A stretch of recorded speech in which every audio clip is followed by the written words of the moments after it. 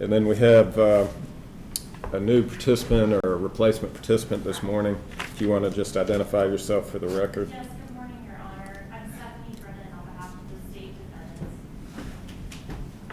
Thank you very much. All right. I believe that's the housekeeping matters for this morning, so yes. The parties have an agreement among them about how to count the time that we're using each day so that we keep on track for the 2 weeks. And I wanted to report to the court, put on the record the time that was spent yesterday. So for the plaintiffs, we all agree that the plaintiffs used 1 hour and 54 minutes. And we agree that the defendants and interveners used 2 hours and 56 minutes. All right, very good. So we will report this each day so the court can keep track. Well, we'll let you keep track because your agreement. We have a general idea of what the agreement is, but we'll let you make sure that you police yourselves on that, and that would be fine. One more item with respect to the documents. It's our intention that, as far as admitted evidence goes, unless you tell us otherwise, documents that are admitted will be posted periodically to the public website, maybe daily, but certainly periodically we'll put admitted documents up. All right, very good. I believe it's time then to ask if there's further evidence for the plaintiffs. Yes, Your Honors. Plaintiffs call Dr. Joey Chen. Your Honors, may we approach to hand you copies of the voluminous exhibits we'll be going through today? Yes, please. I promise we won't go through all these. Please remain standing. Place your left hand on the Bible and raise your right. Do you solemnly swear that the testimony you're about to give this court shall be the truth, the whole truth, and nothing but the truth, so help you God? Yes, ma'am. Thank you. You may be seated.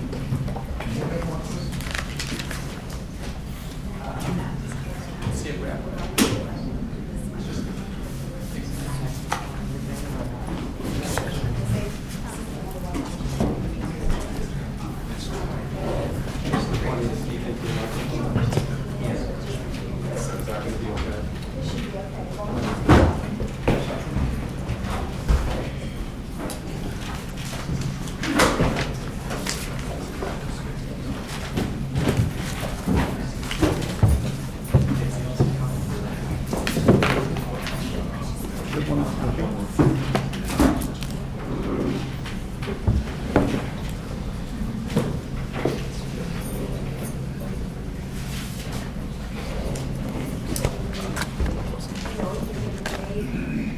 Thank you. Perfect. Got it.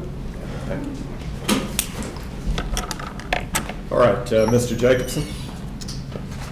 Good morning, Dr. Chen. Good morning, Mr. Jacobson. Would you please state your name for the record? Dr. Joey Chen. If we could pull up Plaintiff's Exhibit 2.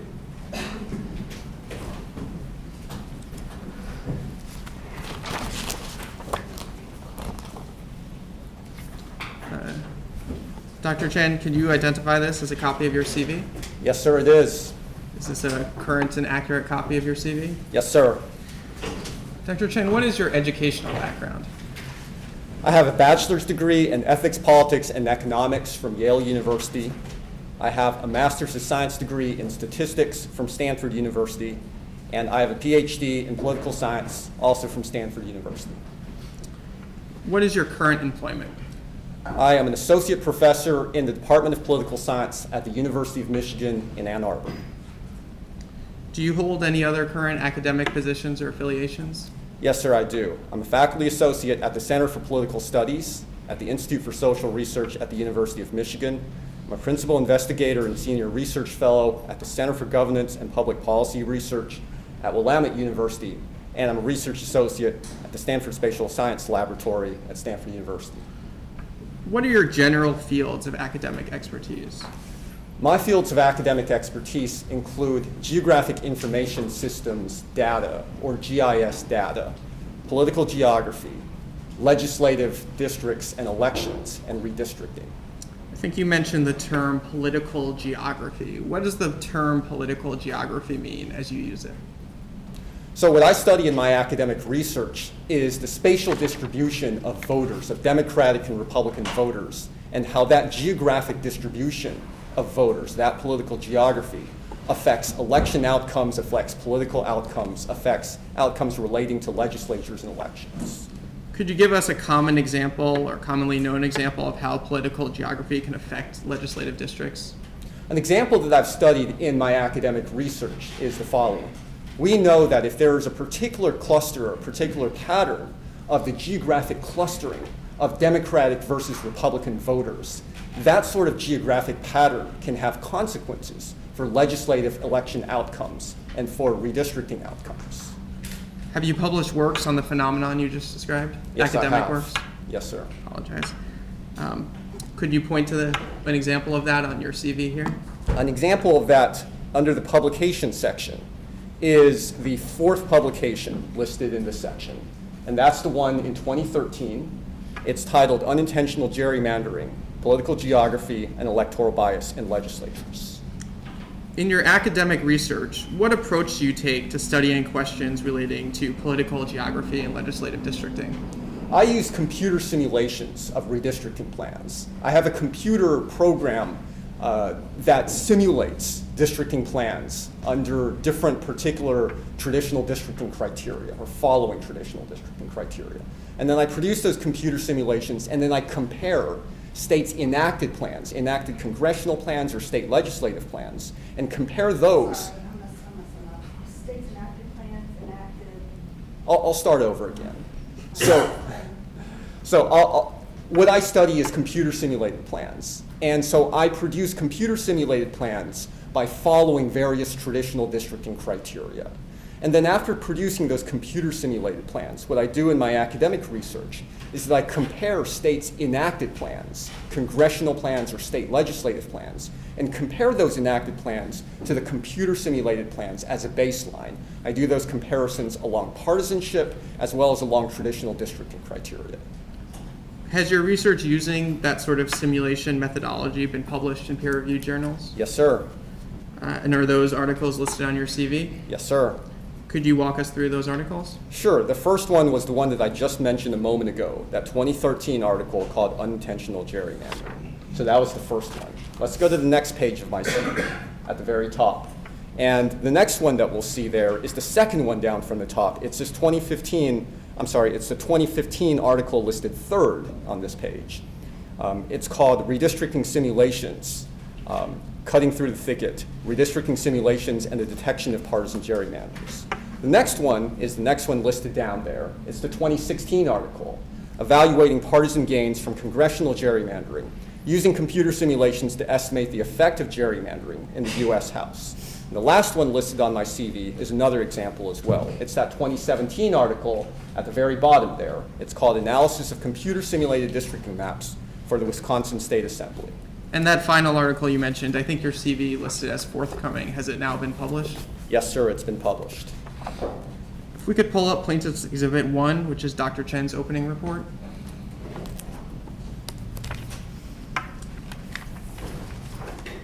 Just looking at the first page there. Dr. Chen, have you submitted expert reports in other lawsuits before? Yes, sir, I have. Are those cases listed here on pages 1 through 2 of your report? Yes, they are. Do any of those cases relate to partisan gerrymandering? Yes, sir. In any of those cases that relate to partisan gerrymandering, did you testify at trial? Yes, sir. Could you list those cases? Yes, sir. So we'll go to the bottom of this first page of my report, which is where I listed all of these various past cases. And I'll just give you the list here. The first one is the Raleigh-Wake Citizens Association versus Wake County Board of Elections.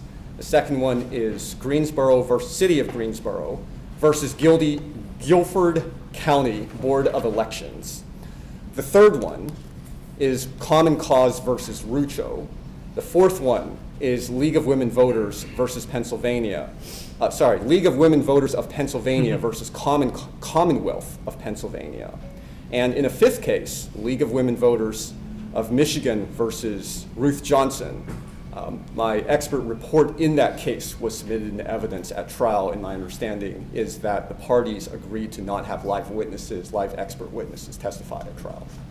Did the courts in all of those cases accept you as an expert witness? Yes, sir, they did.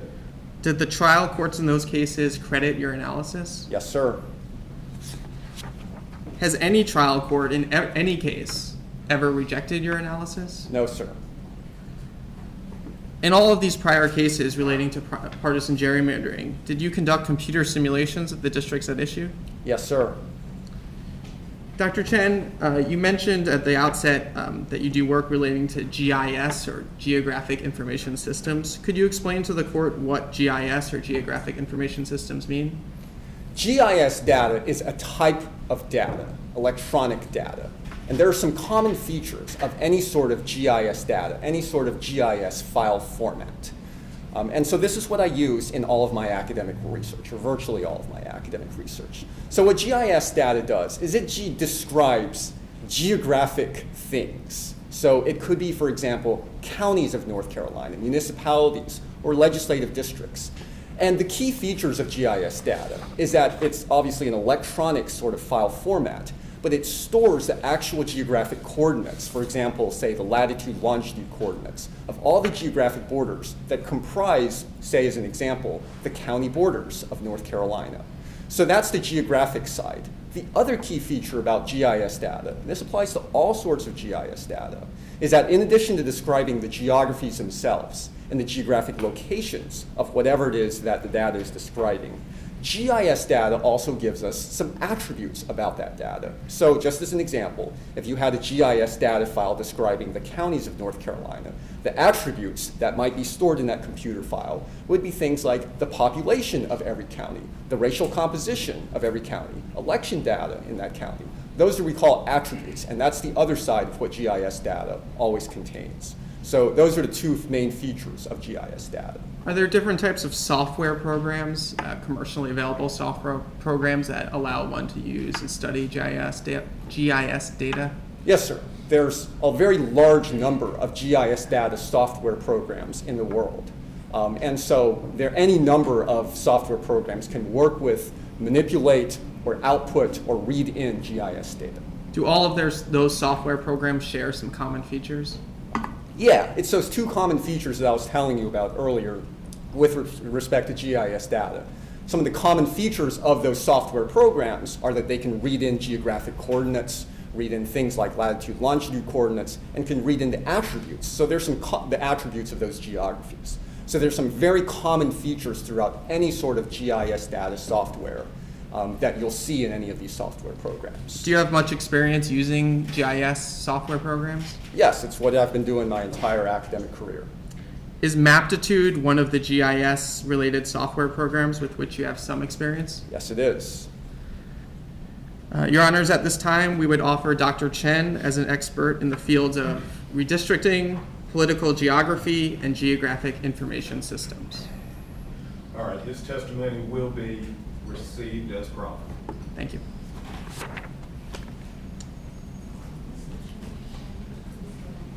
Okay, I'll slow down. No problem. I thought I was going to be the problem today for talking to you guys. I probably still will be. You can remind me again if I forget as well. Thank you. Dr. Chen, can you summarize what the plaintiffs have asked you to evaluate in this case? Attorneys for the plaintiffs asked me to evaluate 4 questions. So the first question that I was asked to evaluate is whether partisan intent was the predominant factor in the drawing of the 2017 House and 2017 Senate plans, both at a statewide level and with respect to certain county groupings.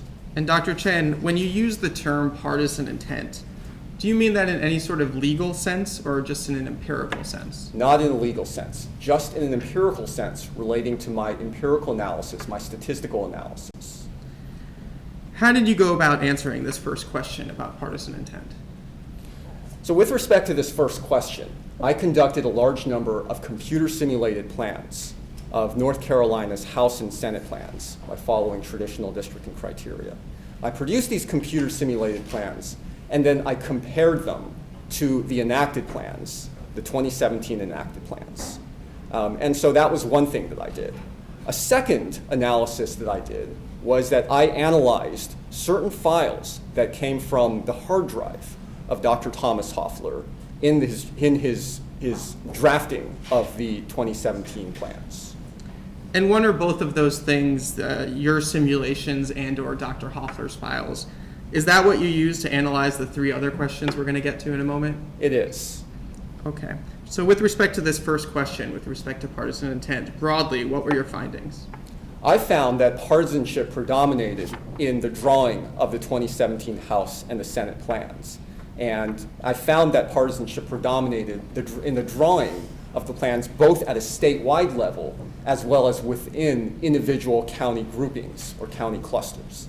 In addition to that finding, by analyzing various files from Dr. Hoffler's hard drive, I found that Dr. Hoffler exhibited a predominant consideration of partisanship or a predominant focus on partisanship as he was drawing districts within various county groupings. What was the second question you were asked to analyze? The second question that I was asked to analyze was the effect of the enacted plans on the number of Democratic and Republican legislators elected from North Carolina, both statewide and within individual county groupings. And again, broadly, what were your findings? Well, statewide, as well as within individual county groupings, I found that both the House and the Senate 2017 enacted plans had the effect of producing more Republican districts or fewer Democratic districts than would have emerged if the map drawing process had simply followed the traditional districting criteria within the adopted criteria.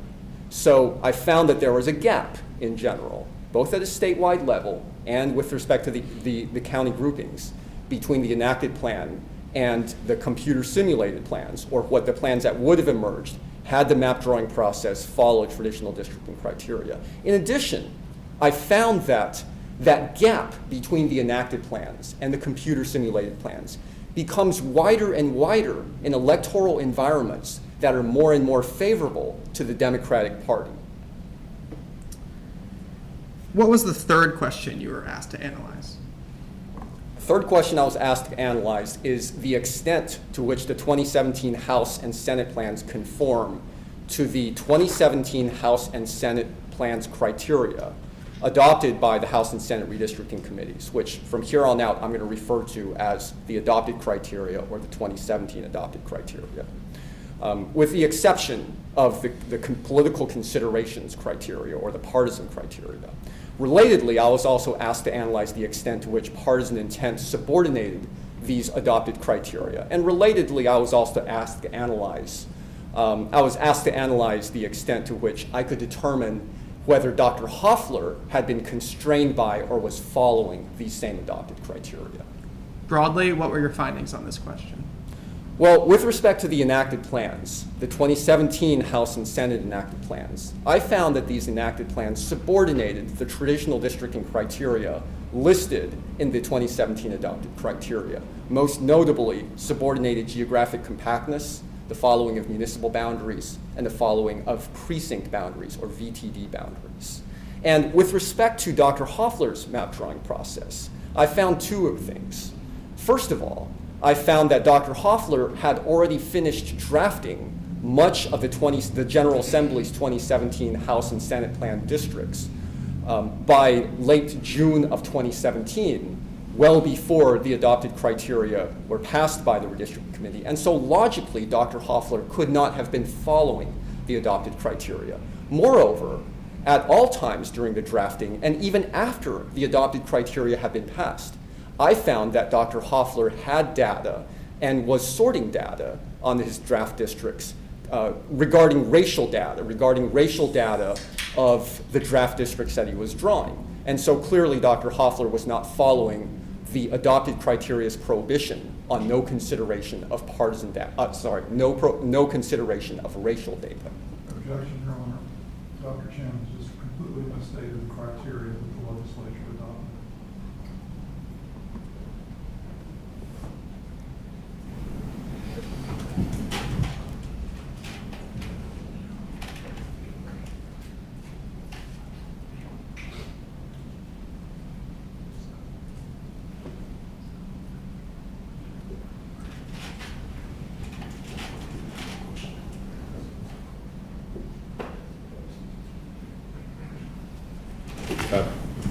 Sustained, but Mr. Jacobson, would you re-ask the question, or obtain some elaboration on exactly what the racial criteria that he understands was promulgated by the General Assembly. Absolutely. And we'll get into this more detail certainly later, laying more foundation. Dr. Chen, for now, I'm going to ask you to assume that the adopted criteria, just assume that the adopted criteria prohibited Dr. Hoffler from possessing racial data on his draft districts as he was drawing them. If you make that assumption, can you state what your findings were? Sure, taking that assumption. There's no foundation in evidence to make that assertion. I'm going to allow the hypothetical question as it was posed. Thank you, Your Honor. Sure. So I'm going to take that assumption, and based on my analysis, it appears that Dr. Hoffler had racial data and was not following that prohibition on the consideration of racial data. What was the final question you were asked to analyze?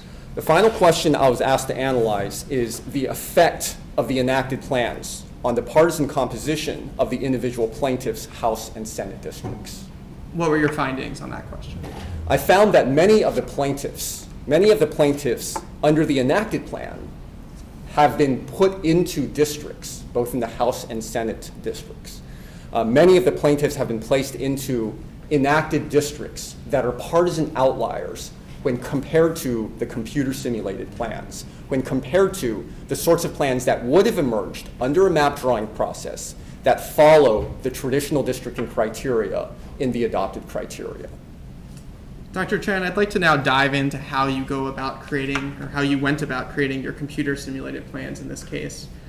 Did you program a computer algorithm to create these simulations? Yes, I did. How did you decide what criteria to program into your algorithm? Well, first, I just followed the traditional districting criteria that are listed in the 2017 adopted criteria.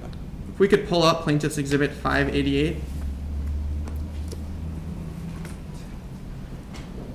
What does this exhibit contain? This is the 2017 House and Senate plans criteria, which I've been referring to as the adopted criteria.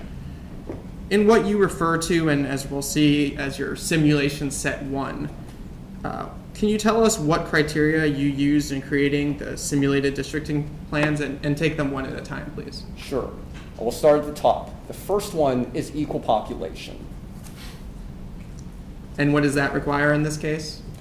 Well, the districts are required to be within plus or minus 5% of the ideal district population. And so for the House plan and for the Senate plan, I just calculated the ideal district population based on 120 and 50 districts respectively. You get the ideal district population, and I made sure that in the computer simulated plans, every single district was within plus or minus 5% of that ideal district population. What was the second criterion you applied? Geographic contiguity. How about the third? County groupings and traversals. What are county groupings? So the whole county rule, North Carolina Constitution, divides North Carolina's counties up into a discrete set of groupings. And so within each grouping, districts can't go outside or cross the county grouping borders. So within each grouping, drawing districts is effectively like a separate map drawing process within each of these individual county groupings. We could pull up Legislative Defendants Exhibit number 1.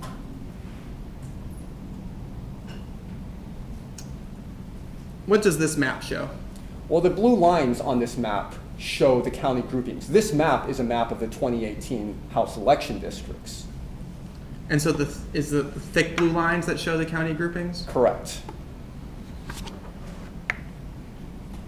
For your simulations in the House, did you use the exact same county groupings that we see here for the enacted plans? Yes, sir. And within each county grouping, did you simulate new districts that are different from the enacted plans, or were there some county groupings for which you did not? Well, there are county groupings that contain only one district. And so, of course, within those county groupings, there's not going to be any map drawer discretion or discretion for the simulated plans. Can you point to an example of such a county grouping here on the screen? Well, just as an example, let's go to the far western corner of the state. And we'll see that that's House District 120 there in the western corner of the state. And that county grouping contains just 4 counties. You can see that it contains Cherokee, Graham, Clay, and Macon. And because of the population of that grouping, it's allocated 1 district. So there are no district lines to be drawn within that county grouping. So you're saying there's no alternative way to draw that county grouping. It just has to comprise those 4 districts. Exactly. Those 4 counties. Pardon me. Exactly, because it's just 1 district. Are there other types of districts that you also didn't simulate in your simulations or that you froze? Yes, there were various districts that were redrawn or affected by special master redrawn districts, and I froze various districts that were affected by the special master. And which special master is that? Nathaniel Pursley in the Covington case. And we'll get into more details on that later on. If we could pull up Plaintiff's Exhibit 3, which is Table 1 from Dr. Chen's report. Dr. Chen, what does this table show? This table is a listing of all of the county groupings used in the House Plan, the 2017 House Plan. And so I followed all of these same county groupings in all of the computer simulated plans as well. So if you could just walk us through an example, let's say the 3rd row that says Anson Union here in Plaintiff's Exhibit 3. Just could you walk us through what this table is showing for that county grouping? Sure. So this county grouping has 2 counties, Anson and Union, on the 3rd row in this table. And that's what's listed in the 2nd column of this table. Now let's move over to the 3rd column of the table, and I've listed out all of the current enacted House Plan districts within this county grouping. Those are HD 55, 68, and 69. So, of course, this county grouping is allocated 3 districts. Therefore, every computer simulated plan is also going to have 3 districts. And that's what I've written in this final column up here on the right. So the final column shows the number of districts that your computer simulated within each county grouping? Exactly. If we could pull up Plaintiff's Exhibit 4, which is Table 2 from Dr. Chen's report. What is this table showing? It's a similar table, except this table describes the county groupings used in the Senate plan, the 2017 Senate plan. Just to clarify, are the county groupings in the Senate different from the county groupings in the House? Yes, they are different. We could pull up Plaintiff's Exhibit 594. And again, what do the thick blue lines in this chart, this map show? These thick blue lines are the Senate county groupings for the Senate plan. And did you use the exact same Senate county groupings in your simulations that exist under the enacted plan? Yes, I did. Okay, if we could go back to Plaintiff's Exhibit 588, the adopted criteria.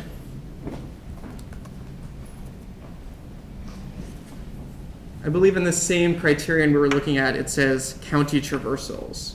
What does that mean?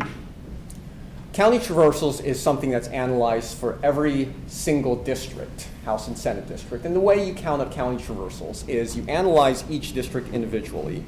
And if you were to traverse or to cross from one end of the district to the other end and touch every area of that district, how many different county borders would you have to cross in order to get from one end of the district to the other? That's what county traversals basically means. And how did you apply that traversals criterion in your simulations? I minimized the number of county traversals across every single simulated plan. And at the end, I checked and made sure that the number of county traversals was no higher than the number of county traversals. In fact, it was always the same as the number of county traversals in the enacted plans. What's the next criterion that you applied? It's geographic compactness. And how did you apply that criterion? In the simulation algorithm, I applied the criteria in the following manner. The algorithm was designed so that, all else being equal, districts that are more compact were favored over districts with less compactness. And I measured compactness using the 2 measures of compactness listed here in the adopted criteria, the REOC score and the Polsby-Popper score, which are very common measures of geographic compactness. What about the next criterion that you applied? The next criterion is fewer split precincts. And how did you apply that?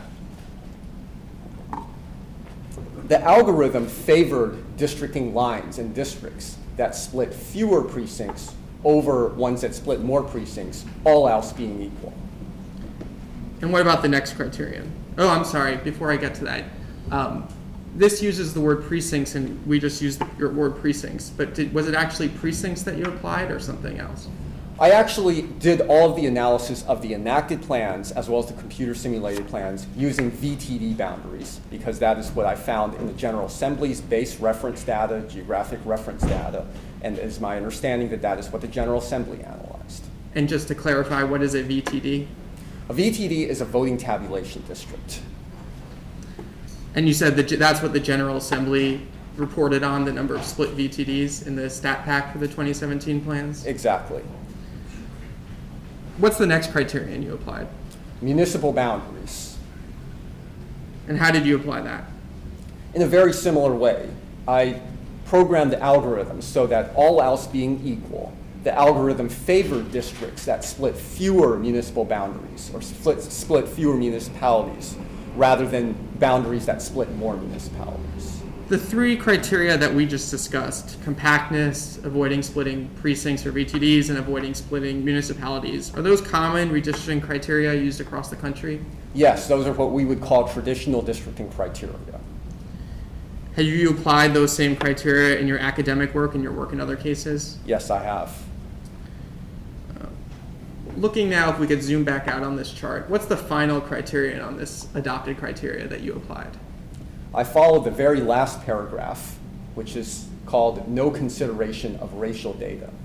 How did you apply that? I simply did not consider racial data. I did not import racial data. I did not have the computer simulation algorithm use or read any racial data or have any racial criteria. The two criteria listed here that you haven't listed, that you've skipped over, are incumbency protection and election data. Did you apply those criteria at all in your simulation set 1? Not in simulation set 1. With respect to elections data, why didn't you apply that in your simulations? Well, using election data or using political consideration is kind of the definition of drawing a partisan map. And what I wanted to do, what I was asked to analyze, as we talked about a few moments ago, was to analyze the extent to which partisan intent predominated in the drawing of the enacted plans, and they have subordinated the traditional districting criteria. So in order to analyze that, what I had to do, the way to do that, or the way that I do that in my academic research, is I produce a baseline of maps that only follow the traditional districting criteria and do not follow partisan data. That's how I'm able to determine, as a baseline for comparison, whether or not partisan intent predominated in the drawing of the enacted plans and the extent to which they subordinated the traditional districting criteria. And what about the remaining one, incumbency protection? Why didn't you apply that in your simulation set 1? Well, in set 1, I was just trying to follow the purely nonpartisan criteria. And considering incumbents or avoiding, protecting incumbents in general is something that could have partisan consequences. But did you apply some version of avoiding pairing incumbents in a different simulation set that we'll talk about later on? Yes, in simulation set 2, I did actually protect incumbents. Okay, focusing now on simulation set 1, and we'll start with the House. How many statewide simulated districting plans did you create in House simulation set 1? 1,000 different statewide plans. Pull up Plaintiff's Exhibit 8, which is Figure 1 from Dr. Chen's report.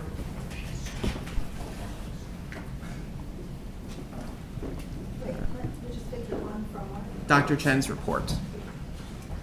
I'll slow down there. Dr. Chen, what is this figure showing? This figure shows us an example of one of the 1,000 statewide computer simulated maps that my computer produced in House Simulation Set 1. I'd like to briefly talk about and go through how your computer algorithm created this simulated map. And let's just take, for example, Mecklenburg County, which is its own county grouping. How does your algorithm create the 12 districts that exist in Mecklenburg County? Briefly, the computer simulation algorithm starts by producing and starting with a random set of borders for these 12 districts within Mecklenburg. So it divides up Mecklenburg into 12 equally populated districts. And then it goes through a number of iterations where it makes refinements to those borders in a random manner. So it randomly redraws in every iteration one of the borders between two different districts. And when it redraws those borders, when it goes through those iterations, it simply considers, would redrawing this border in this particular random fashion, would it make the overall districting plan here within Mecklenburg better off or worse off in terms of the traditional districting criteria of geographic compactness and following VTD and municipal boundaries? And if it's better off, then it keeps that random change, and if it doesn't, then it doesn't. And so it makes those refinements, and that's how we eventually end up with the plan that we see here in this figure in Mecklenburg, these 12 districts. And does it make these refinements, these iterations where it asks, will this change make it better on the traditional criteria or not? Does it make that many, many times? Yes, it makes it thousands of times here for Mecklenburg, so it considers thousands of random iterative changes.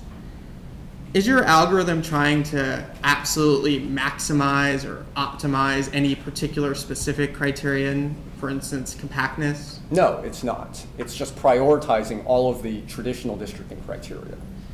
Within the three traditional districting criteria that we've talked about, compactness, avoiding splitting precincts, and avoiding splitting municipalities, is your algorithm prioritizing any one of those over the others? No, it's weighing them equally.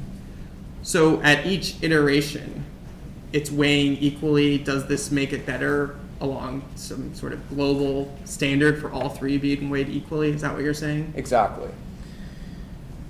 And does your algorithm operate in the same way for each different county grouping in the house map? It's fundamentally the same principles across these various county groupings. Obviously, that base geographies are different for every county grouping. The number of districts is different for every county grouping, but it's fundamentally the same algorithm. And you said you produced 1,000 statewide simulated house maps, is that right? Exactly. Is each one of those statewide house maps unique from one another? Yes.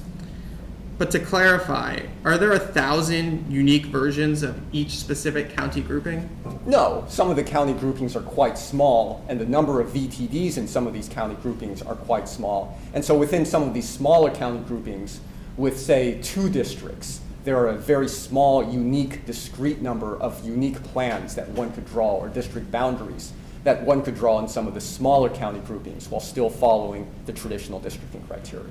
But you still run your algorithm 1,000 times for each county grouping. You're just saying for some county groupings, it often produces a limited number of unique plans. Is that right? Exactly. It's still producing 1,000 statewide unique plans. If we could zoom back out on this map, looking at the data underneath the map, and let's skip over the lines that say Democratic districts and mean median difference for now. Looking at the row that says split municipalities, what does that row show? That is telling us about the computer simulated map that we see in this figure, as well as the current enacted House plan with respect to split municipalities. And so what this row is showing us is that the computer simulated plan we see in this figure splits exactly 44 municipalities. Now, the current enacted House plan, which we see in the right column, it splits 79 municipalities. How about the next row up that says split VTDs? We see something very similar. We see that the computer simulated map in this figure splits 9 VTDs. The current enacted House plan, on the other hand, splits 48 VTDs. And the next row up that says Polsby-Popper score. What is a Polsby-Popper score? This is one of the 2 measures of geographic compactness that we just saw a moment ago in the House and Senate committee, redistricting committees adopted criteria from 2017. It's a very commonly used measure of geographic compactness. And it's always from 0 to 1, where higher scores, higher Polsby-Popper scores closer to 1, indicate greater geographic compactness of districts, whereas lower scores closer to 0 indicate less compact districts. And so what does the data show for that row here? So it again compares the computer simulated map in this figure to the current enacted House plan. And we can see that the current enacted House plan has a Polsby-Popper score of only 0.3206. The computer simulated map here in this figure has a significantly higher Polsby-Popper score of 0.3544. And what about the top row that says REOC score? What is a REOC score? Very similarly, it's another measure of geographic compactness. It's one of these 2 measures of geographic compactness we saw in the adopted criteria. And again, it's just like the Polsky Popper in that higher REOC scores indicate greater compactness, and lower REOC scores indicate less compact districts. And so here in this top row, we can see that the current enacted House plan has a REOC score of only 0.4124. By comparison, the computer simulated map in this figure has a REOC score of 0.4614. Dr. Chen, you said that this map we're looking at is just one of your 1,000 simulated maps in House Simulation Set 1, is that right? Yes, sir. I'd like to now turn to your findings across all 1,000 simulations. If we could pull up Plaintiff's Exhibit 15, which is, and this is Figure 5 from Dr. Chen's report.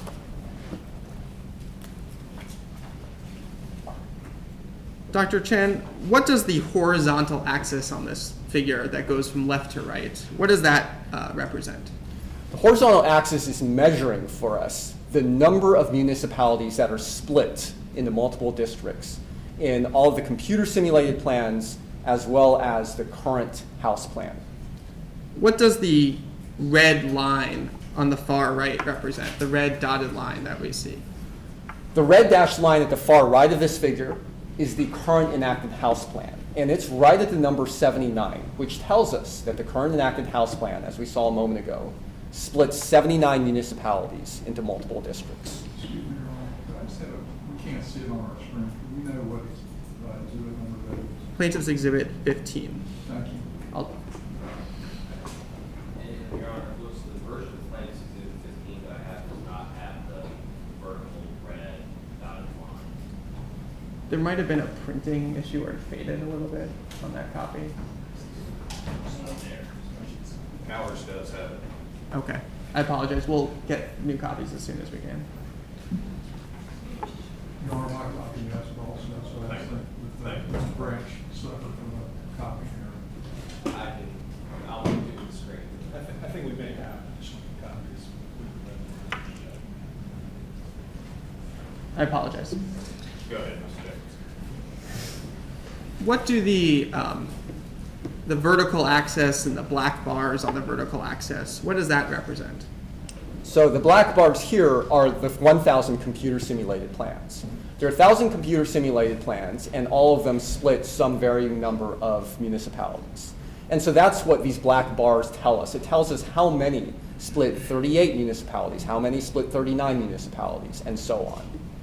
So let's pick, for example, the very tallest bar on this chart. What is that tallest bar telling us? That tallest bar you can see is right at 45 along the horizontal axis. That tells us that the most common outcome among the computer simulated plans is a computer simulated plan that splits 45 municipalities. And that's an outcome that occurs 17.6% of the time. In other words, 176 out of the 1,000 computer simulated plans. So each of these bars represents how many of the 1,000 simulated plans splits the particular number of municipalities listed on the horizontal axis, if I got that right? Exactly. It's what we call a histogram, telling us the distribution of the number of split municipalities across the entire set of simulations. So what do all of the bars on this chart reveal? Well, it tells us, all of the bars show us that the entire range of split municipalities in the computer simulated plans goes from 38 to 55. So all of the computer simulated plans keep the number of split municipalities somewhere between 38 to 55. And how does that compare to how many are split under the enacted plan? Well, the enacted plan is a clear statistical outlier. It's way out at the right at 79 split municipalities. So it clearly splits far more than every single one of the computer simulated plans. As a whole, what can you conclude from this chart?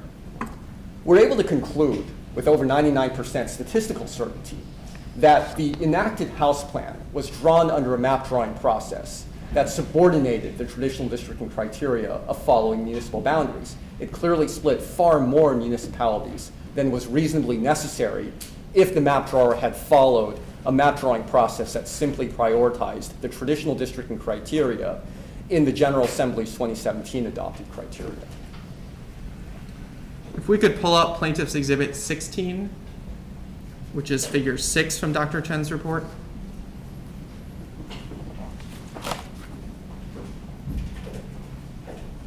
What does the horizontal axis going from left to right represent in this chart? Well, this time we're going to look at the number of split VTDs, the number of VTDs that are split into multiple districts in each plan. What does the red dashed line on the right side of this chart show? Way over at the far right, we can see that the enacted House plan splits 48 VTDs. And again, what do the black bars reflect on this chart? The black bars here show us that among the 1,000 simulated plans in House Simulation Set 1, the simulated plans go from 6 to 18 split VTDs. And we can see that the most common outcome is 10 VTDs that are split into multiple districts. And how does that compare to the enacted plan? Well, you see that red dashed line way at the far right. That's 48 split VTDs under the enacted House plan. And so clearly the enacted House plan splits far more than every single one of the 1,000 simulated plans. As a whole, what can you conclude from this chart? We're able to conclude with over 99% statistical certainty that the current enacted House plan was a plan that was drawn in a manner that subordinated the traditional districting principle of following VTD boundaries, and that it created an extreme statistical outlier, splitting far, far more VTDs than was reasonably necessary under a map drawing process that just follows the traditional districting criteria. We could pull up Plaintiff's Exhibit 14, and this is figure 4 from Dr. Chen's report.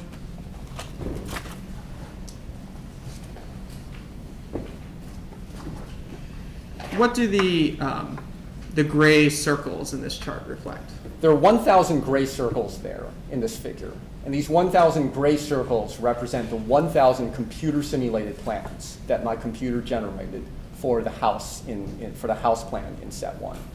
What about the red star on the bottom left of this chart? Way over at the bottom left, that red star denotes the current enacted House plan. What does the horizontal axis going from left to right represent in this chart? That's REOC score. That's that measure of compactness we've been talking about, where once again, higher REOC scores closer to 1 indicate more compact districting plans, and lower scores closer to 0 indicate less compact plans. Repeat the low one again, and lower scores. Okay, I'll just repeat that last sentence.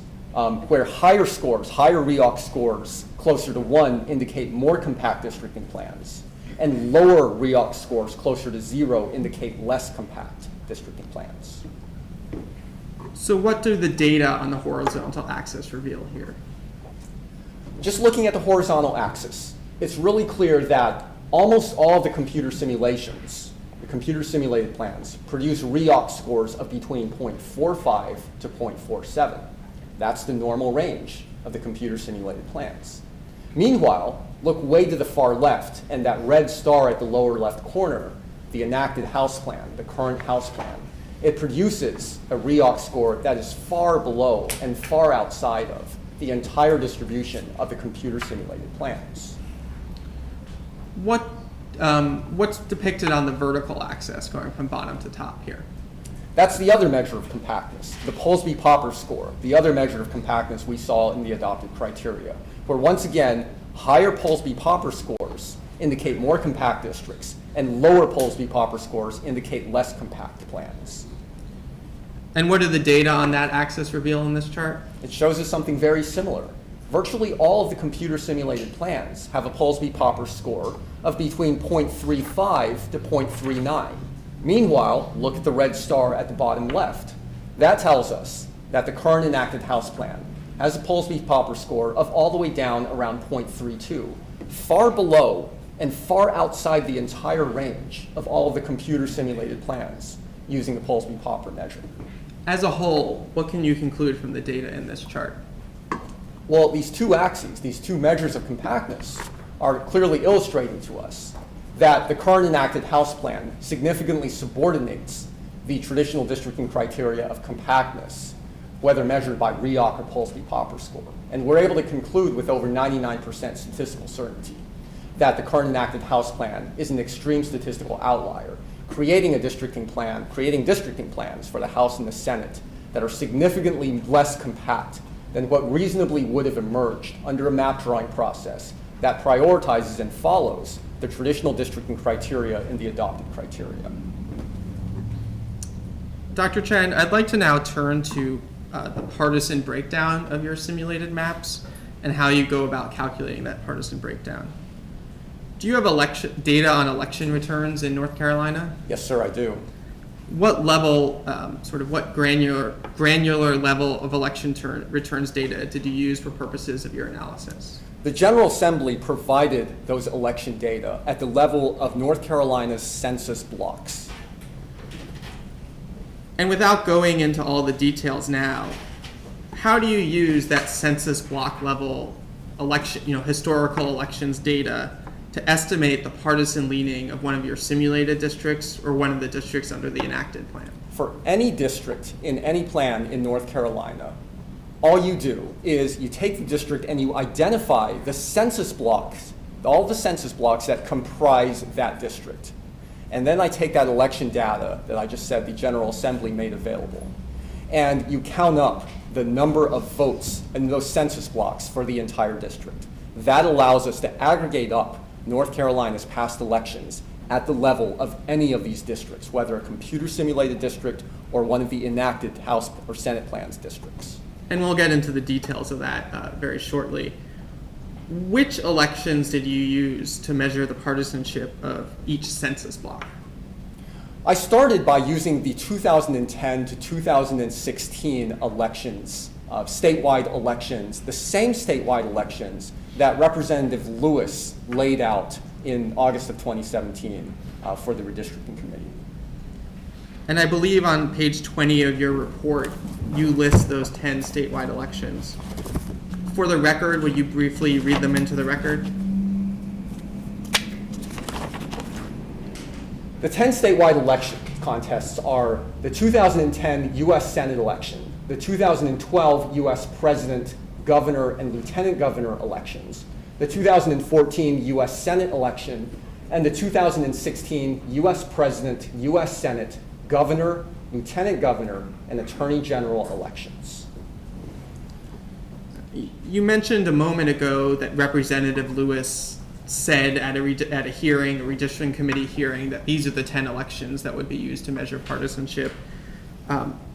Putting that fact aside, is there political science literature on the use of statewide elections to measure partisanship, even when we're talking about the partisanship of a legislative district? Yes, there's a broad academic literature about this, about when comparing the partisanship of districts across a single state, across a single plan.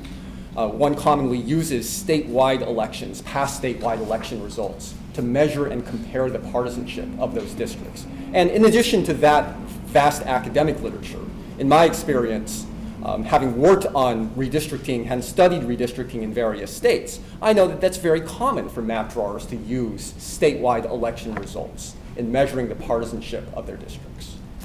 Dr. Chen, given that this case is about state House and state Senate districts, why didn't you use past election results from actual prior state House and state Senate races to measure the partisanship of your simulated state House districts or even the enacted plan state districts? Well, we know that statewide elections are a better basis for comparing the partisanship of districts. Using specific legislative elections, using the particular outcomes of legislative elections, we know that those kinds of legislative elections can deviate from the long-term partisan voting trends of that precinct because of district-specific anomalous or idiosyncratic factors, things like the presence or absence of a quality challenger. In addition to Things like presence or absence of a quality challenger. In addition to that, we know that if a district was drawn to have a partisan skew, to have a particular partisan skew, that can result in the district having uncompetitive elections or a lack of a quality challenger. And those factors, too, can affect or skew the legislative election results that we see under particular legislative district elections. And to that point, did the General Assembly instruct or have Dr. Hoppler use prior election results from state house and state senate races to measure the partisanship of the districts he was assigned to create in 2017? No, it did not. Which elections did it instruct him to use? Well, Representative Lewis stated that the committee would use the 2010 to 16 statewide elections, the elections that we just read a moment ago. What about party registration? Why don't you just look at what's the party registration in each each census block or each district, and use that to measure partisanship? Well, this has been something that's been studied in the academic literature, and it's well known that in a lot of different southern states, including in some parts of North Carolina, party registration is not necessarily a reliable indicator of one's actual partisan voting habits. It's well known, for example, that in many parts of the South, there are conservative Democrats, or what we call blue dog Democrats sometimes, who are voters who in the past used to vote Democratic and have for the last couple of decades switched over to voting Republican. They've always been conservative, but their party registration may still remain as Democrats. And so that's just an example of one of the many ways why we know that party registration is not necessarily a reliable indicator of partisan voting. And again, to that same point, did the General Assembly instruct or say that Dr. Hoffler would use party registration to measure partisanship when he was creating the 2017 districts? No, it did not. I'd like to now turn to the 10 statewide elections from 2010 to 2016 that you said you used, and walk through exactly how it is you use those elections to classify a district as either Democratic leaning or Republican leaning. Let's turn to Plaintiff's Exhibit 5, which is Table 3 from Dr. Chen's report. Using this table as an example, can you explain how it is you calculate whether a district as a whole is Democratic leaning or Republican leaning? This is just an illustration of how I did that calculation. So as we said a moment ago, we have these 10 statewide elections that Representative Lewis laid out and said the committee was going to consider. Now, for these 10 elections, we're going to aggregate up the results at the level of the House district, just to illustrate how this works. And here in this table, I've done this for 2 House districts. On the left, you see House District 1. On the right, you see House District 5. So let's just walk through how these calculations happen. We have these 10 elections that I've listed here in the left column. For these 10 elections and for any given district, and so let's just start with House District 1 there in the middle, we're going to go through these 10 elections and count up the number of votes in each election for the Democratic candidate, which we see on the left column, and the number of votes for the Republican candidate in each of these 10 elections, which we see in the right column. So you see those vote totals there in these 2 columns. Now sum them up across all 10 elections. And that tells us, for House District number 1, that across these 10 elections, there were 164,682 votes cast in favor of the 10 Democratic candidates that ran in these 10 statewide elections. And for the Republican candidates in these elections, House District number 1 cast a total of 165,368 votes. So now we have the Republican candidates' vote totals and the Democratic candidates' collective vote totals for House District number 1.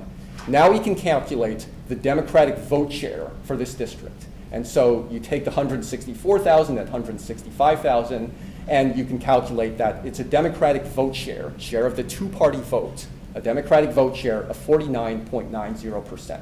So that's obviously a little bit below 50%, so we'll call that a Democratic district. Sorry, Dr. Chen, I think you misspoke just now. I did misspeak. That is a 49.90% Democratic vote share. So that's obviously a little bit below 50%. So we're going to call that a Republican district rather than the Democratic district, because the Democratic vote share is below 50% rather than above 50%. We're going to do the same thing for House District number 5. You just go through those 10 elections, calculate up the number of Democratic votes, number of votes for the Republican candidates, and it turns out in this district, in House District number 5, there are 174,000 votes for the Democrat candidates and 122,000 votes for the Republican candidates. And that turns out to be an overall Democratic vote share across these 10 elections of 58.79%.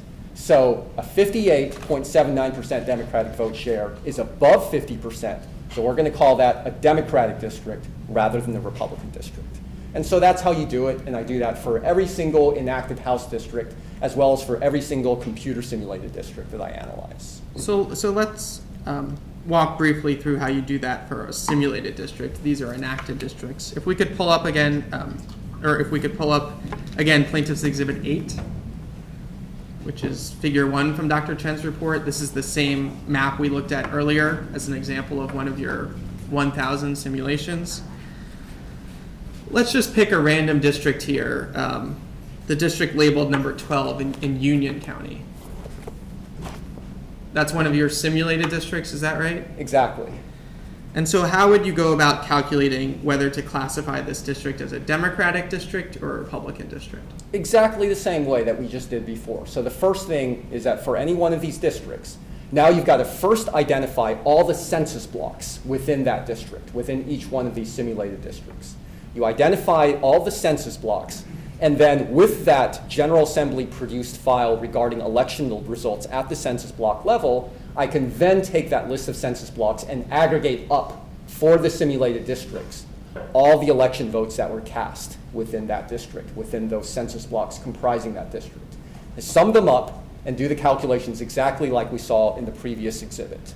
And so that's how you calculate the partisanship of any one of these computer simulated districts, exactly the same way. So if you take the census blocks that comprise that simulated districts, you add up all the votes from those 10 statewide elections, and if the Democratic vote share is below 50%, you call it a Republican district, and if it's above, you call it a Democratic district?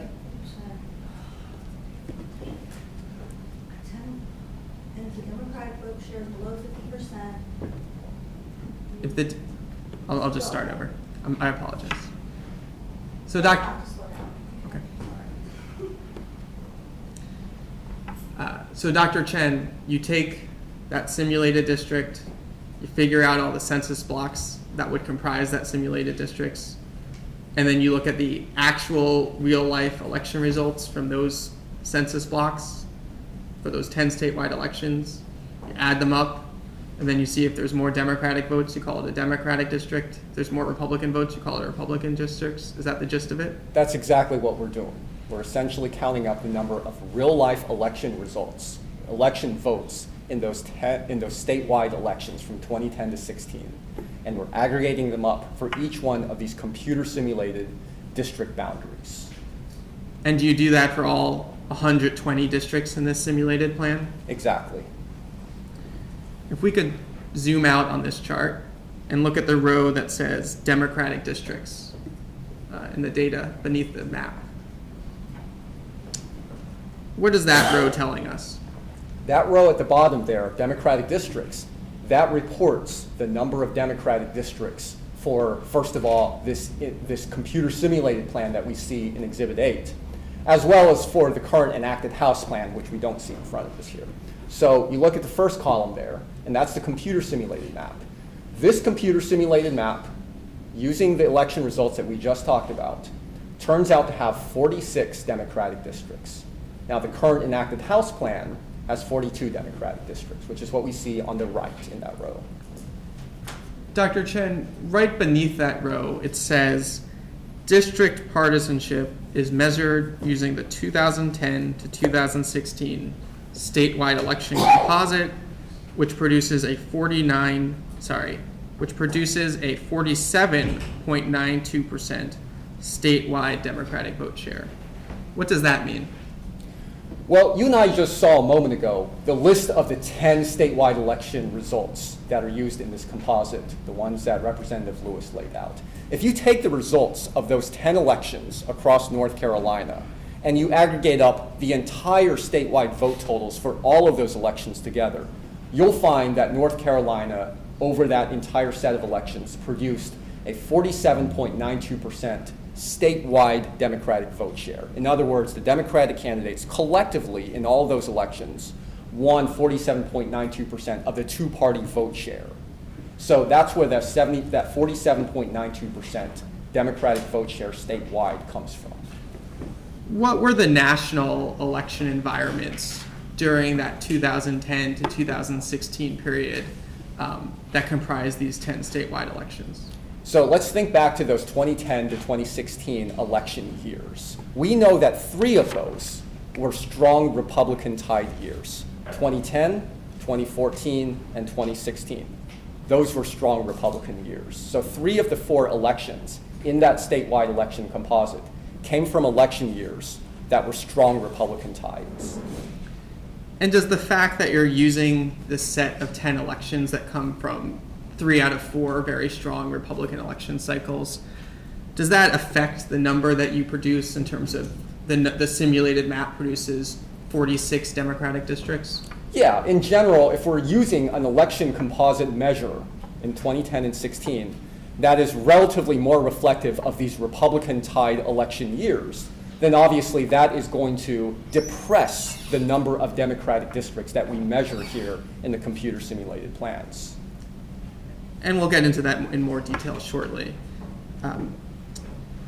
If we could pull up Plaintiff's Exhibit 9, which is Figure 2 from Dr. Chen's report.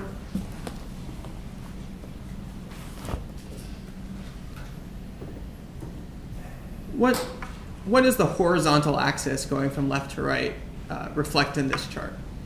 The horizontal axis measures the number of Democratic districts in every one of the computer simulated plans as well as in the current enacted House plan. So when I say Democratic districts, we're again using the same 2010 to 2016 statewide election composite measure that you and I have just been talking about the last couple minutes. What does the red dashed line on the left side show? That red dashed line, that's the current enacted House plan. And we can see that the current enacted House plan is right at 42. So once again, the current enacted House plan creates 42 Democratic districts using this exact same 2010 to 16 statewide election composite measure. What do the 2 tallest black bars on this chart show? Those are describing the simulations, the distribution of the simulations. And you can see that the 2 tallest black bars are right at 46 and 47. She's telling us that over half of the computer simulated plans in House Simulation Set 1 create either 46 or 47 Democratic districts using the same 2010 to 16 statewide election composite measure. And what about the full range of black bars? What do those show? Well, the full range of the simulated plans goes from all the way down to 43 to all the way up to 51. So that's the full range, from 43 to 51 Democratic districts. Is the result of 42 found under the enacted plan a result that you find in any of your 1,000 independent simulations? 42 is an outcome that never occurs under the 1,000 simulations. Are you able to make any statistically significant conclusions based on this chart? Yeah, I'm able to conclude with over 99% statistical certainty that the current enacted House plan is an extreme partisan outlier. It's clearly a statistical outlier. It's outside of the entire distribution of all 1,000 of the computer simulated plans. Dr. Chen, as we mentioned a moment ago, can you remind us what election results were used to generate all of the data on this chart in terms of number of Democratic districts? It's those 2010 to 2016 statewide elections that Representative Lewis laid out in August of 2017. Did you do any analysis of what the results would look like under your simulated plans and the enacted plans under electoral environments that are more neutral or even favorable to Democrats? Yes, I looked at what these results would look like if we hadn't looked at all of these 2010 to 16 statewide elections, but instead had just used the 2016 Attorney General election. Could we pull up Plaintiff's Exhibit 119? And this is Figure A1 from Dr. Chen's report.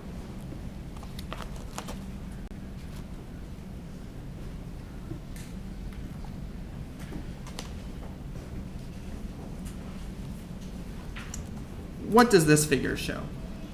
Well, it measures the same thing. It's a comparison of the simulated plans to the current enacted House plan, except this time I'm using the 2016 Attorney General election. And what does the red dashed line on the left side show? The red dashed line is the 2017 House plan. And we can see here that it's at 44 Democratic districts. So that's a little bit different than we saw before. And so let me just explain that I'm using here the 2016 Attorney General election. The reason I use this election is because this is a very close to 50-50 election. The Democrat won by a very small margin. So using this election which is much more even in terms of partisanship, you see that the current enacted House plan now creates 44 Democratic districts under this election. So overlaying the results of the actual 2016 Attorney General election, which was, I think you just described as a 50-50 election, more or less, it produces 44 Democratic seats under the enacted plan? Exactly. What do the black bars on this chart show? Again, the black bars are describing the 1,000 computer simulated plans. And again, this time we're measuring them using the 2016 Attorney General election. So using this 2016 Attorney General election, we can see that the most common outcome is now 52 Democratic districts. That's that tallest black bar that we see in the middle of that distribution. So the most common outcome is 52. The entire range goes from 48 to 55 Democratic districts. What's the gap using this election between the number of Democratic seats under the enacted plan versus under your simulations? Well, now we see that the gap between the current enacted House plan and the most common computer simulated plan at 52, that's now a gap of 8 districts. Dr. Chen, did you do any other analysis of the partisan breakdown of districts in different types of electoral environments? Yes, I did what's called a uniform swing analysis. Let's pull up Plaintiff's Exhibit 10, which is figure U1 from Dr. Chen's report.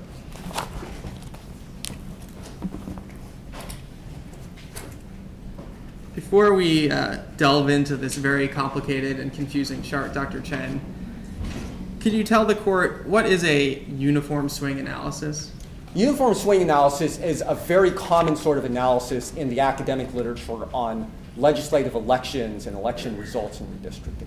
And so basically what a uniform swing is we start with a base measure of partisanship, a baseline set of elections. And here we're going to use the 2010 to 2016 election composite, that same set of 10 statewide elections that we've been talking about so far. But this time, we're going to make some uniform swings to it.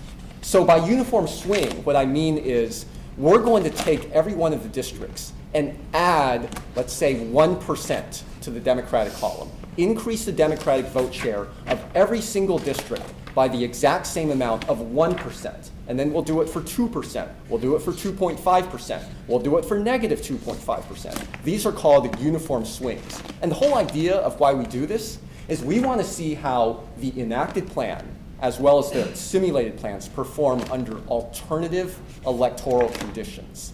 Alternative electoral conditions meaning relatively more favorable for the Democrats or relatively more favorable for the Republicans. How would these plans look under those alternative electoral conditions? All right, let's take this piece by piece. Starting with the vertical, if you look at the vertical axis on this chart, what's the starting point for your uniform swing analysis? The starting point, the baseline, which is what we see in the middle row, it's that row that says uniform swing of 0%. That starting point is just using the 2010 to 2016 statewide election composite, which we've already done earlier today. And that is just repeated, or that information is just copied there on that middle row. If we now move along the red dotted line on that same row, what does the red star represent? So that red star, again, is the current enacted House plan. And that red star is right at 42, telling us that the current enacted House plan, using the 2010 to 16 statewide election composite, creates 42 Democratic districts. What does the number 6 next to that represent? So that number 6 and all of the numbers to the right of that red star, those numbers are going to tell you the number of computer simulated plans that achieve each number of Democratic districts that we see along the horizontal axis. So let's just take that one at a time. That number 6 is right at the number 43 along the horizontal axis.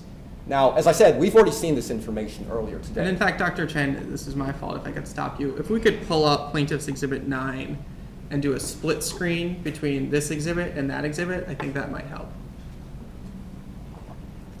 Plaintiff's Exhibit 9 is the exhibit we were just looking at a few moments ago that shows the distribution of your simulated plans using the 2010 to 2016 statewide composite, which corresponds to a 47.92% votes. Using that chart, can you walk through how the numbers, starting with the number 6, relate to the histogram we see on the left? Yeah, so let's go back to Exhibit 10 on the right, and let's look again at that yellow highlighted row right in the middle.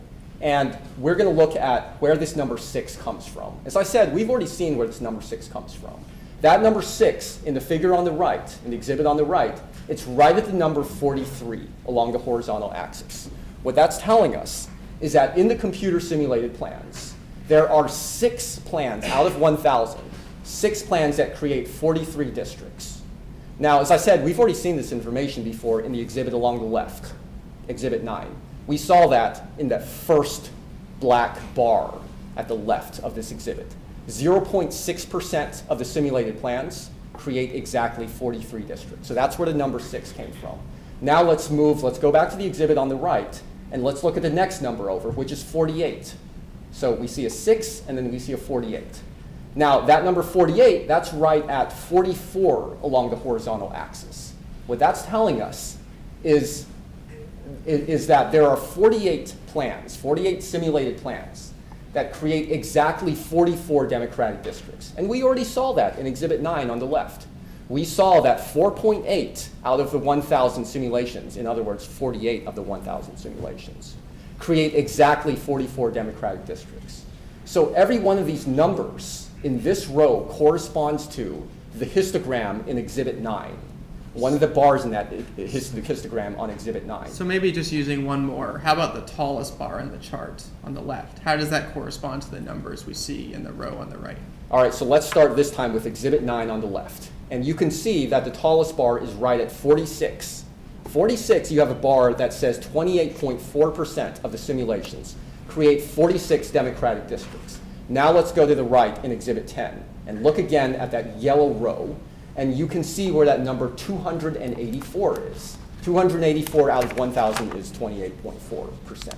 And that tells us that 284 is right at the number 46 along the horizontal axis. That's again telling us that with no uniform swing at all, 284 or 28.4% of the simulations are creating exactly 46 Democratic districts. And Dr. Chen, if I could ask you, if you could try to slow down your answers a little bit, and I'll try to do the same on my end.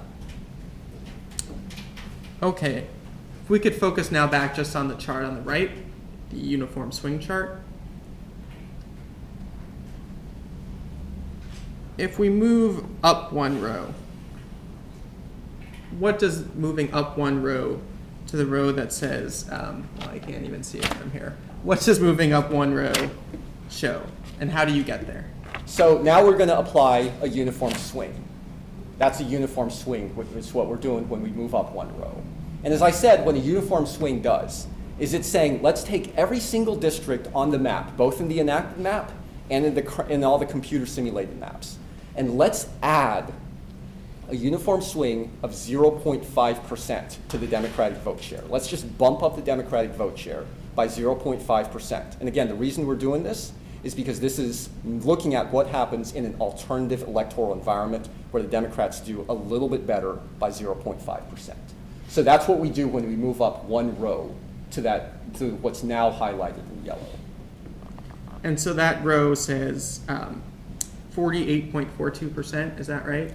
Exactly. Remember that we started with a baseline measure that has a 47.92% statewide Democratic vote share.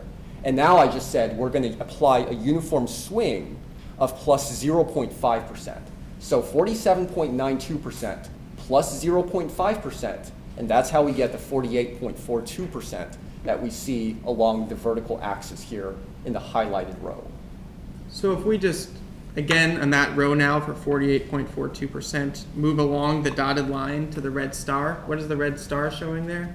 Well, you can see that the red star has moved over a little bit to the right. And the reason it's moved over to the right is because we've now bumped up all the vote shares by 0.5%. And so now, as a result of that uniform swing of 0.5%, the Democrats would now win 44 districts under the current enacted plan, and that's what that red star indicates. And that red star is right at 44. And the numbers next to the red star, starting with 5 and then 37 and so on? Those numbers, 5, 37, 109, etc., those are, once again, descriptions of the simulated plans, those 1,000 simulated plans. And you can see that those too have moved to the right because we just applied this uniform swing of 0.5%.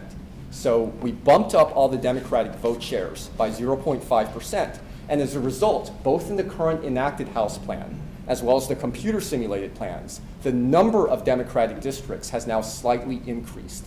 That's why you see the red star and the numbers moving to the right. If we zoom back out again on this chart now, do you notice any trends, Dr. Chen, as you move upward on the chart in the more Democratic direction? Yeah, there's a really striking trend here. And let's focus on the gap between those red stars, the current enacted House plan, the gap between the red stars and all the black numbers, which tell us where the simulations are.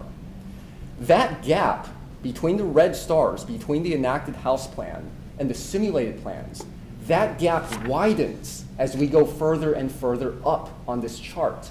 The gap widens in electoral environments that are more favorable to the Democrats. Because remember, as we move further up, row by row along this chart, we're adding a larger uniform swing in favor of the Democrats. So in electoral environments that are more favorable to Democrats, the gap between the enacted plan and all the computer simulated plans is widening. And in fact, you can see where the gap gets its widest.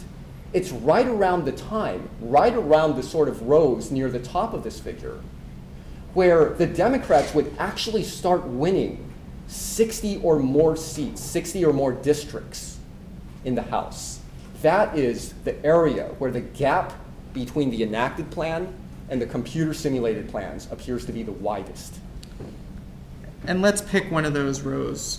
If we could go to the row here, the fourth from the top that says 52.42% statewide Democratic vote share.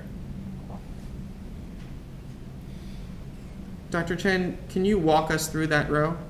Yeah. When we've gotten all the way up to that yellow highlighted row, that is a uniform swing of 4%. So basically what we're doing, sorry, it's not 4%, it is 4.5%, right? So that's a uniform swing of 4.5% in that yellow highlighted row. Effectively what we're doing is going through all of the districts and just adding 4.5% to the Democratic vote share. And what you can see here is that this is where the gap between the red star and the computer simulated plans is pretty wide. And notably, if you look at the computer simulated plans, those black numbers in this yellow highlighted row, you'll see that many of the simulated plans would actually give the Democrats 60 or more Democratic districts. If we could pull up Plaintiff's Exhibit 11 and do a split screen between that exhibit and the exhibit we're just looking at right now. And this is figure U2 from Dr. Chen's report. What does the figure on the left, Plaintiff's Exhibit 11, what is that figure depicting? So let's just look at figure U2, the exhibit on the left right now. I created this figure just to show graphically what was going on with all of these numbers here in Exhibit 10. So let's just look at this histogram here on the left. Exhibit 10 is a histogram, and it's telling us the comparison of all the computer simulated plans to the current enacted House plan in the sort of electoral environment that I was just talking about, with a uniform swing of 4.5%, meaning this is a relatively more democratic, favorable electoral environment. And Dr. Chen, let me stop you right there. What's the statewide Democratic vote share that this corresponds to? Yeah, when you add a uniform swing of 4.5%, you now have a statewide Democratic vote share of 52.42%.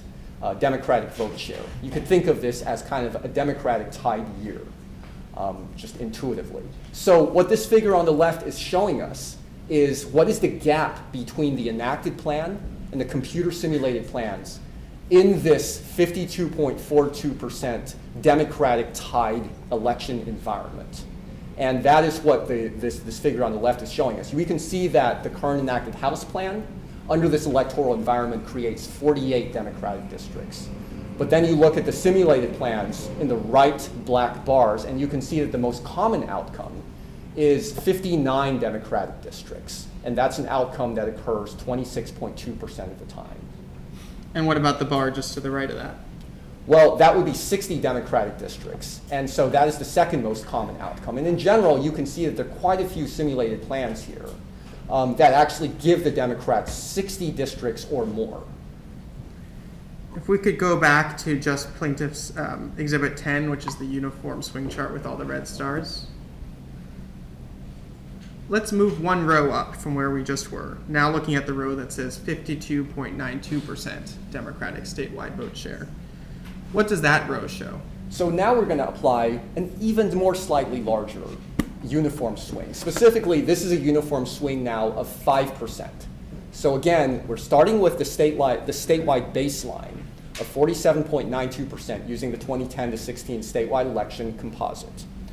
And we're going to apply a uniform swing of 5% to the Democratic column, increase the Democratic vote share of all districts by 5%. And that's what we do to arrive at that third from top row here. So it corresponds to a statewide Democratic vote share now of 52.92%. Now, let's look at the simulated plans here and compare that to the enacted plan. Let's start with the simulated plans here in this row. We can see that now with a 5% uniform swing in this Democratic tied electoral environment, the Democrats would actually win half or more of the 120 House districts, 60 or more districts in the majority of the simulated plans. And Dr. Chen, I'll stop you right there. If we could pull up Plaintiff's Exhibit 12, which is figure U3, and do a split screen again.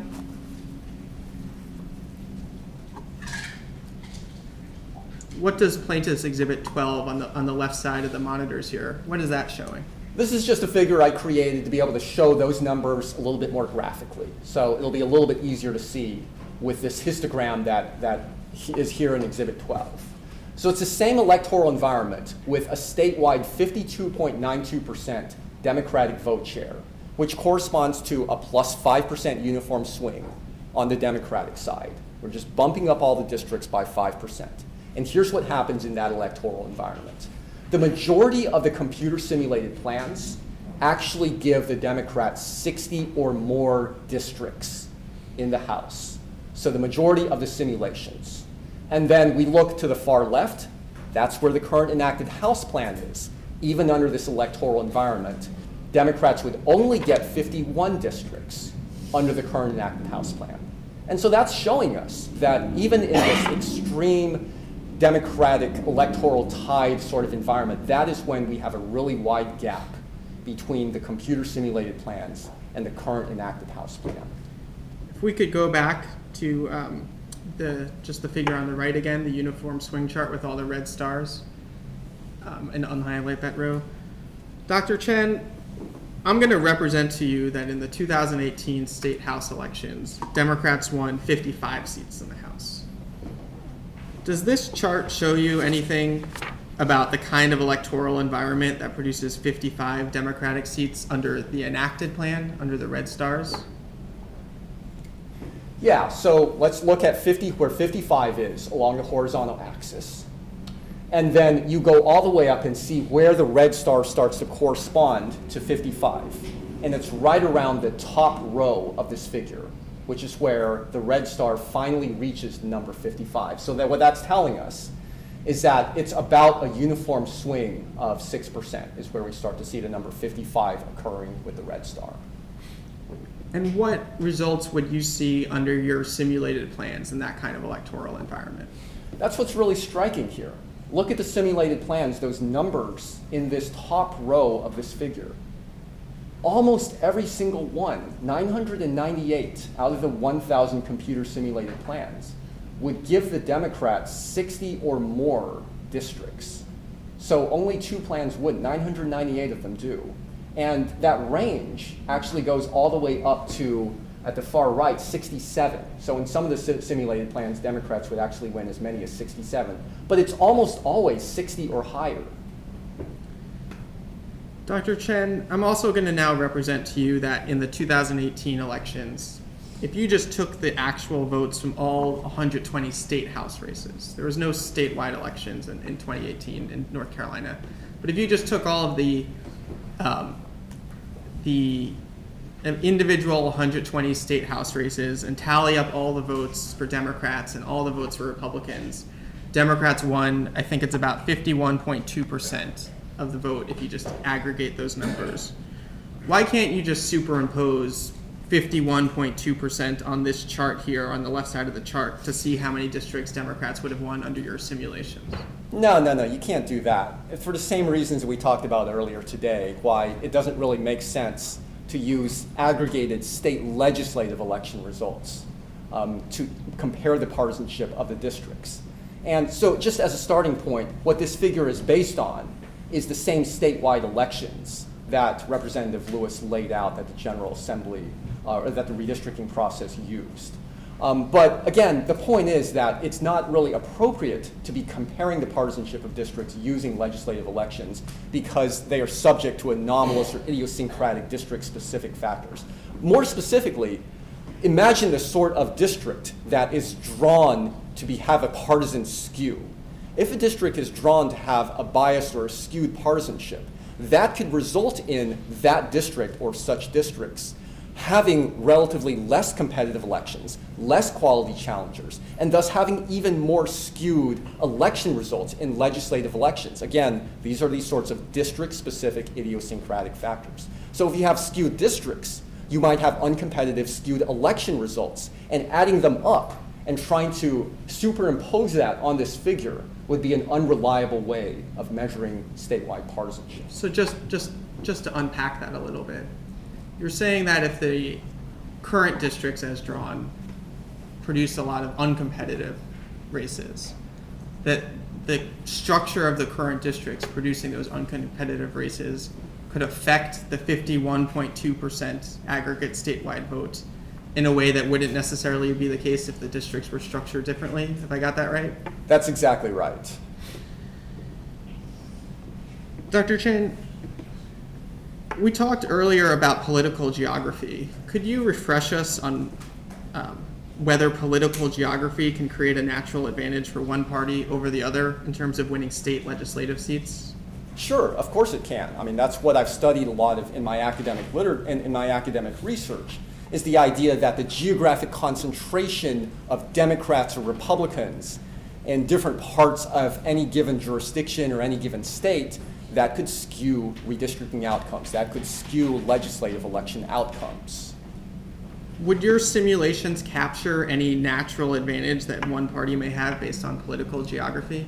Yes, that's the very point of producing these computer simulations. It's that the simulations take as a starting point the base geography of North Carolina with its natural political geography, with its census blocks, its county boundaries, its VPDs, and municipalities, and the simulation algorithm starts with that same geography, North Carolina's very same distribution of Democratic and Republican voters, and bases the simulations on that political geography as well as the nonpartisan or the traditional districting criteria listed in the adopted criteria. That is the whole basis, the whole point of doing these computer simulations. What about any other built-in advantages that the Republican Party may have, like, for instance, the county grouping rule? Would your simulations capture those? That's the very point of doing these computer simulations, is to follow those same criteria, the traditional districting criteria laid out in the adopted criteria. That's the whole point of having designed these simulations, to follow the whole county rule, is to see what sort of baked-in explanation would emerge from any bias due to being baked into the whole county rule or to North Carolina's political geography. If we could pull up, again, Plaintiff's Exhibit 19, which is figure A1 of Dr. Chen's chart. Dr. Chen, as we talked about, this exhibit showed your calculations using the 2016 Attorney General race, which I believe you described as essentially a 50-50 race, a near tie. Does this chart reveal in some way that Republicans may have some bit of built-in advantage in legislative districting in the state house map in North Carolina? Yeah, exactly. And just looking at the computer simulated plans, even ignoring the enacted plan, you can see that this is an electoral environment where the Democrat wins by a tiny margin. It's basically very close to a 50-50 election, this 2016 Attorney General election. But even under the computer simulated plans, Democrats are not winning exactly 50% of the House districts. Democrats are not winning under the computer simulations 60 House districts. So even in the computer simulations, we can see that that's not the case. And along those same lines, do your simulations attempt to provide for some notion of proportional representation in some way? No, absolutely not. And how do we see that on this chart? Well, as we just said, the 2016 Attorney General election is very close to a 50-50 election. But the computer simulation algorithm is not somehow saying, let's make sure that every computer simulated plan somehow creates 50% of the districts being Democratic districts using this election. That's just not something the computer simulation does because it is blind to partisan data. And from all the results we've seen thus far in your 1,000 simulations and House Simulation Set 1, can political geography explain the level of partisan bias that exists in favor of Republicans under the enacted House plan? No, it can't. Political geography, as we've been able to see through these computer simulations and the analysis of these simulations, political geography cannot explain the full extent of the extreme partisan bias that we're observing in the current enacted House plan. Dr. Chen, overall, what conclusions can you draw from your House Simulation Set 1? Well, I'm able to conclude with over 99% statistical certainty that partisanship predominated in the drawing of the current enacted House plan. That partisanship predominated and subordinated the traditional districting criteria of geographic compactness, of following municipal boundaries, and following VTV boundaries. And in subordinating those criteria, we're able to create an enacted plan, an enacted House plan, that created an extreme statistical outlier, an extreme partisan outlier, when compared to the baseline of the simulated plans that just followed the traditional districting criteria. I'd like to now turn to what you describe as your House Simulation Set 2. Dr. Chen, what's the difference between Simulation Set 2 and Simulation Set 1? Well, I once again followed the traditional districting criteria that we've talked about today. But in addition to those traditional districting criteria, I also set out to protect incumbents, to maximize the protection of incumbents in the following way.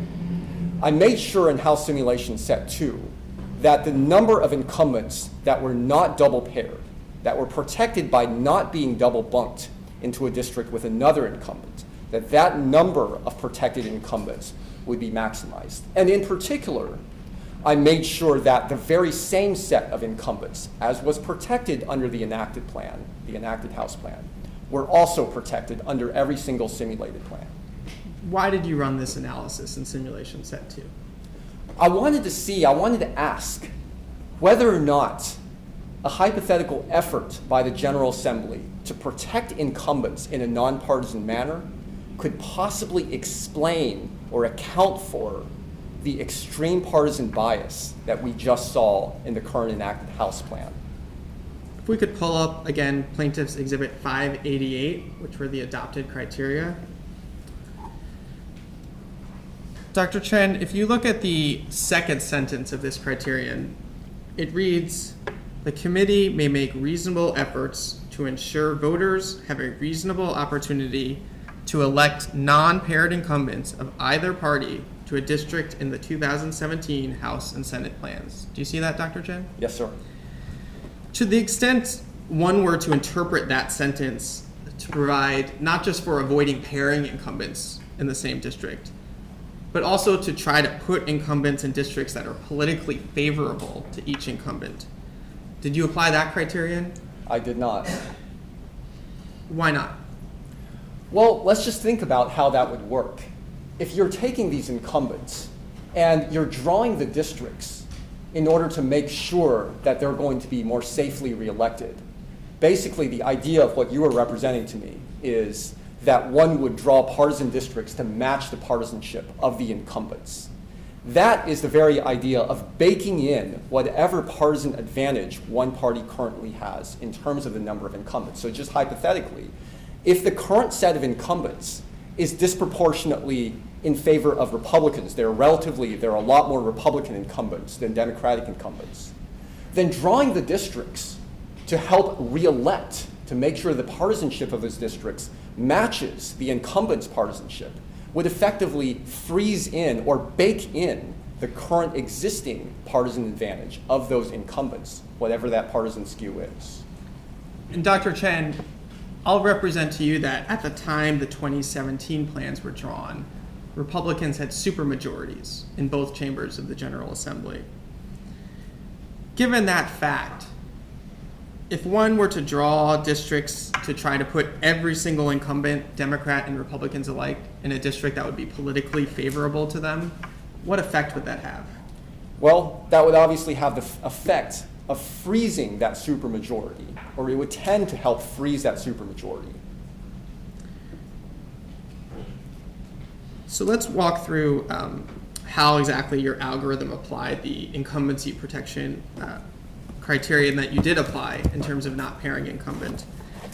This is a bit tricky given the unique posture of redistricting in this state this decade. Which set of incumbents did you use for purposes of these simulations? I used the set of incumbents that were in place as of the redrawing of that incumbent's districts. So there are two different sets of districts. Some of the districts were drawn in 2011 and were not redrawn in 2017. Other districts were redrawn in 2017. So there are these two groups of districts. For the districts that were redrawn in 2017, I considered the incumbents that were in place as of that 2017 redistricting, that redrawing. But for the other set, for those set of House districts that were not redrawn in 2017 and remained as they were drawn back in 2011, I considered, for the purpose of this analysis, the 2011 incumbents, the incumbents in place as of the 2011 redistricting process. And why did you do that in relation to studying questions of intent? Well, I wanted to see whether or not I could answer whether or not partisanship predominated in the General Assembly's redrawing of the districts at the time those districts were redrawn. And so I had to consider the same data, the same incumbents data, including, that the General Assembly was working with when it was drawing those district boundaries. So without going through each one, what was the total set of criteria that you applied, that your algorithm applied in drawing maps and simulations set 2? It was all of the traditional districting criteria that we discussed earlier today, as well as this incumbent protection criteria that you and I have just now been discussing. Let's pull up Plaintiff's Exhibit 17, which is Figure 7 from Dr. Chen's report. Dr. Chen, what is this? This is an example of one of the computer simulated plans produced in House Simulation Set 2, this new set of simulations that we're just now describing that also protects incumbents. How many total simulated plans did you create in Set 2? A total set of 1,000 new plans. Are each of those 1,000 plans in Set 2 different from the 1,000 plans in Set 1? Yes, they're all different from the plans in Set 1. In your simulation Set 2, were there any instances in which you were able to protect more incumbents than were protected under the enacted plans? And I'll point you to page 45 of your report. Yes, there was one instance in Buncombe County where I found that all 1,000 of the computer simulations were reasonably easily able to protect 2 additional House incumbents that were not protected under the current enacted House plan. And those 2 incumbents in Buncombe County were Democrat Susan Fisher and Democrat Patsy Keever. What do you conclude from the fact that all of your simulations were able to avoid pairing those 2 Democratic incumbents, but the enacted plan did pair those 2 incumbents? Well, it shows us that the General Assembly's drawing of the districts in Buncombe unnecessarily paired together those 2 Democratic representatives, Fisher and Keever, and that it was something that didn't need to be done. And it was something that the General Assembly's version of the districts did in drawing the 3 House districts in Buncombe County. Let's pull up Plaintiff's Exhibit 18, which is figure 8 from Dr. Chen's report.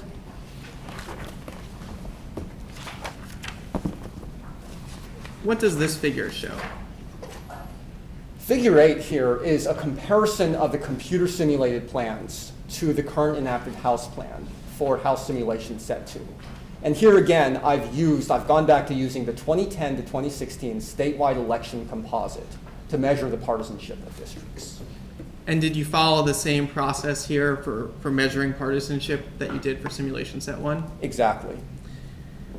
And can you remind us again of the partisan characteristics of the 10 statewide elections that go into this composite that produce the data on this chart? These 10 elections produced a statewide across North Carolina Democratic vote share of 47.92%. What do the red line and then the bars on the chart reveal? The red line is the current enacted House plan, and we've seen this many times today already. The current enacted House plan creates 42 Democratic districts. What's different here is now we're looking at the simulated plans from House Simulation Set 2. And we can see that the most common outcome among the simulated plans is the creation of 47 Democratic districts. That's an outcome that occurs 31.9% of the time. What can you conclude from this figure? Well, we look at the entire distribution of the 1,000 simulated plans in House Simulation Set 2, and you can again see that the current enacted plan is completely outside of the range of all 1,000 of the computer simulated plans. So I'm able to conclude with over 99% statistical certainty that the current enacted House plan was an extreme partisan outlier. And now with House Simulation Set 2, I'm also able to conclude that an effort to avoid pairing incumbents cannot possibly explain or account for the extreme partisan bias of the current enacted House plan. We pull up Plaintiff's Exhibit 23, which is figure U4 of Dr. Chen's report.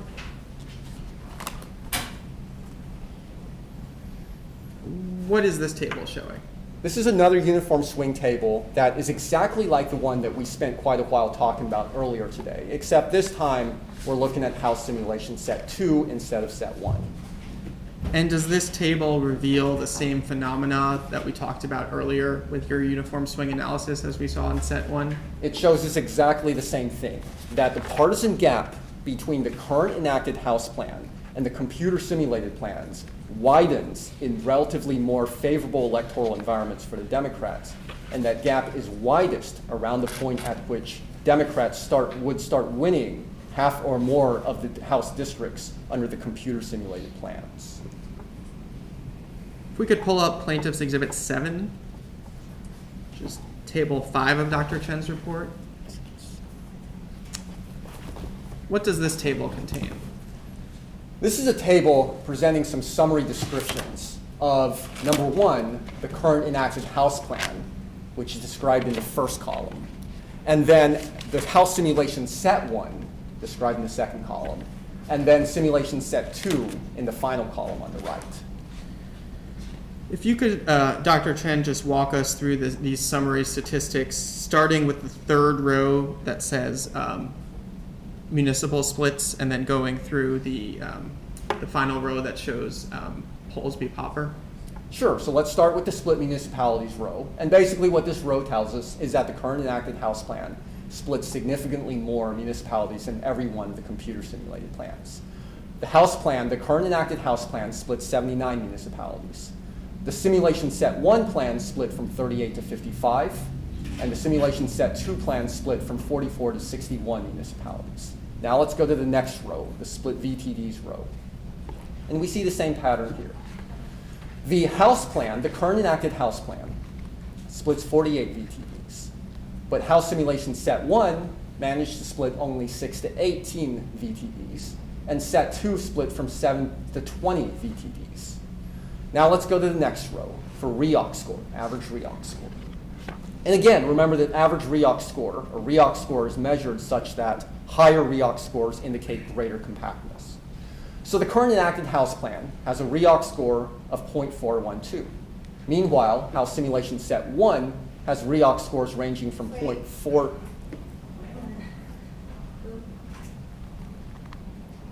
Current enacted House plan has a REOC 0.412. House simulation set 1 has REOC scores ranging from 0.444 to 474. And then House simulation set 2 has REOC scores ranging from 0.439 to 465. Now let's look at the bottom row for average Polsby-Popper score. And same thing as before, where higher Polsby-Popper scores indicate greater compactness. The current enacted House plan has a Polsby-Popper score of 0.321. Meanwhile, all the simulated plans have more compact Polsby-Popper scores. House simulation set 1 has Polsby-Popper scores ranging from 0.348 to 384. And House simulation set 2 has Polsby-Popper scores ranging from 0.336 to 0.371. Dr. Chen, what overall conclusions can you draw from your House simulation set 2? Well, we're able to conclude with over 99% statistical certainty that the current enacted House plan significantly subordinates the traditional districting criteria of geographic compactness and following VTV boundaries and municipal boundaries.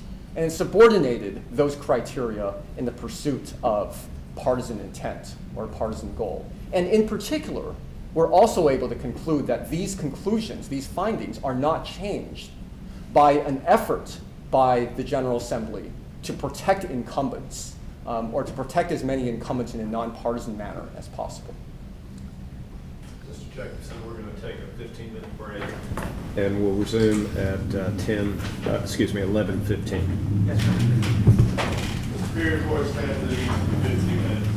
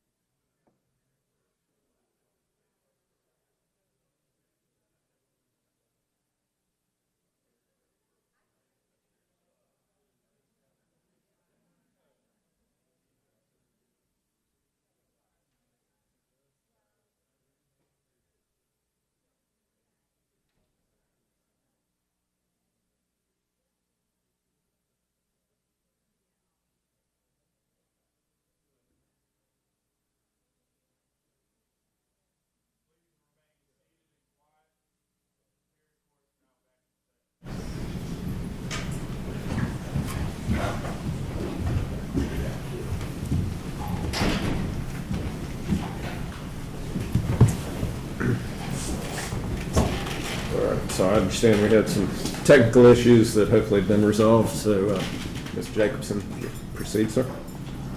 Dr. Chen, I'd like to now move from your House simulations to your Senate simulations. If we could pull up again Plaintiff's Exhibit 588, the adopted criteria.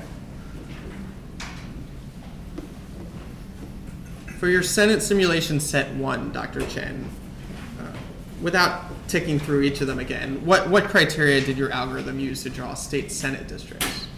I followed the traditional districting criteria listed in the adopted criteria. The same criteria you followed in creating your House simulation set 1? Exactly. If we could pull up Plaintiff's Exhibit 27, which is figure 13 from Dr. Chen's report. Dr. Chen, what is this? This is an example of one of those computer simulated maps in Senate simulation set 1. Is the way that your algorithm draws Senate districts within county groupings the same as the way it drew House districts within county groupings when we looked at it earlier for the House? It's fundamentally the same. Obviously, the county groupings are a little bit different. The populations of the districts are different. So geographically, the county groupings are different. And the number of districts are different. But fundamentally, it was the same algorithm. How many Senate maps did you simulate in your Senate simulation set 1? 1,000 computer simulated maps. And is each one of those statewide 1,000 maps unique? Yes. But again, to clarify, are there 1,000 unique versions of each individual county grouping? No. As before, as we talked about with the House, there are some number of county groupings that are relatively smaller than others. And you can imagine that in some of the smaller county groupings with relatively few districts, often these are counties that are being divided up that have a relatively small number of VTDs. And when you have a small number of VTDs, often you end up with a relatively small number of discrete, unique plans in some of these county groupings. So what you're saying again is you ran your simulation algorithm 1,000 times for each county grouping. It's just that for some county groupings, amongst those 1,000, there was, some of the runs produced the same plan. Exactly. There was, in some county groupings, a relatively limited number of unique ways that the county grouping could be carved up because it was a relatively smaller county grouping that had relatively few VTDs.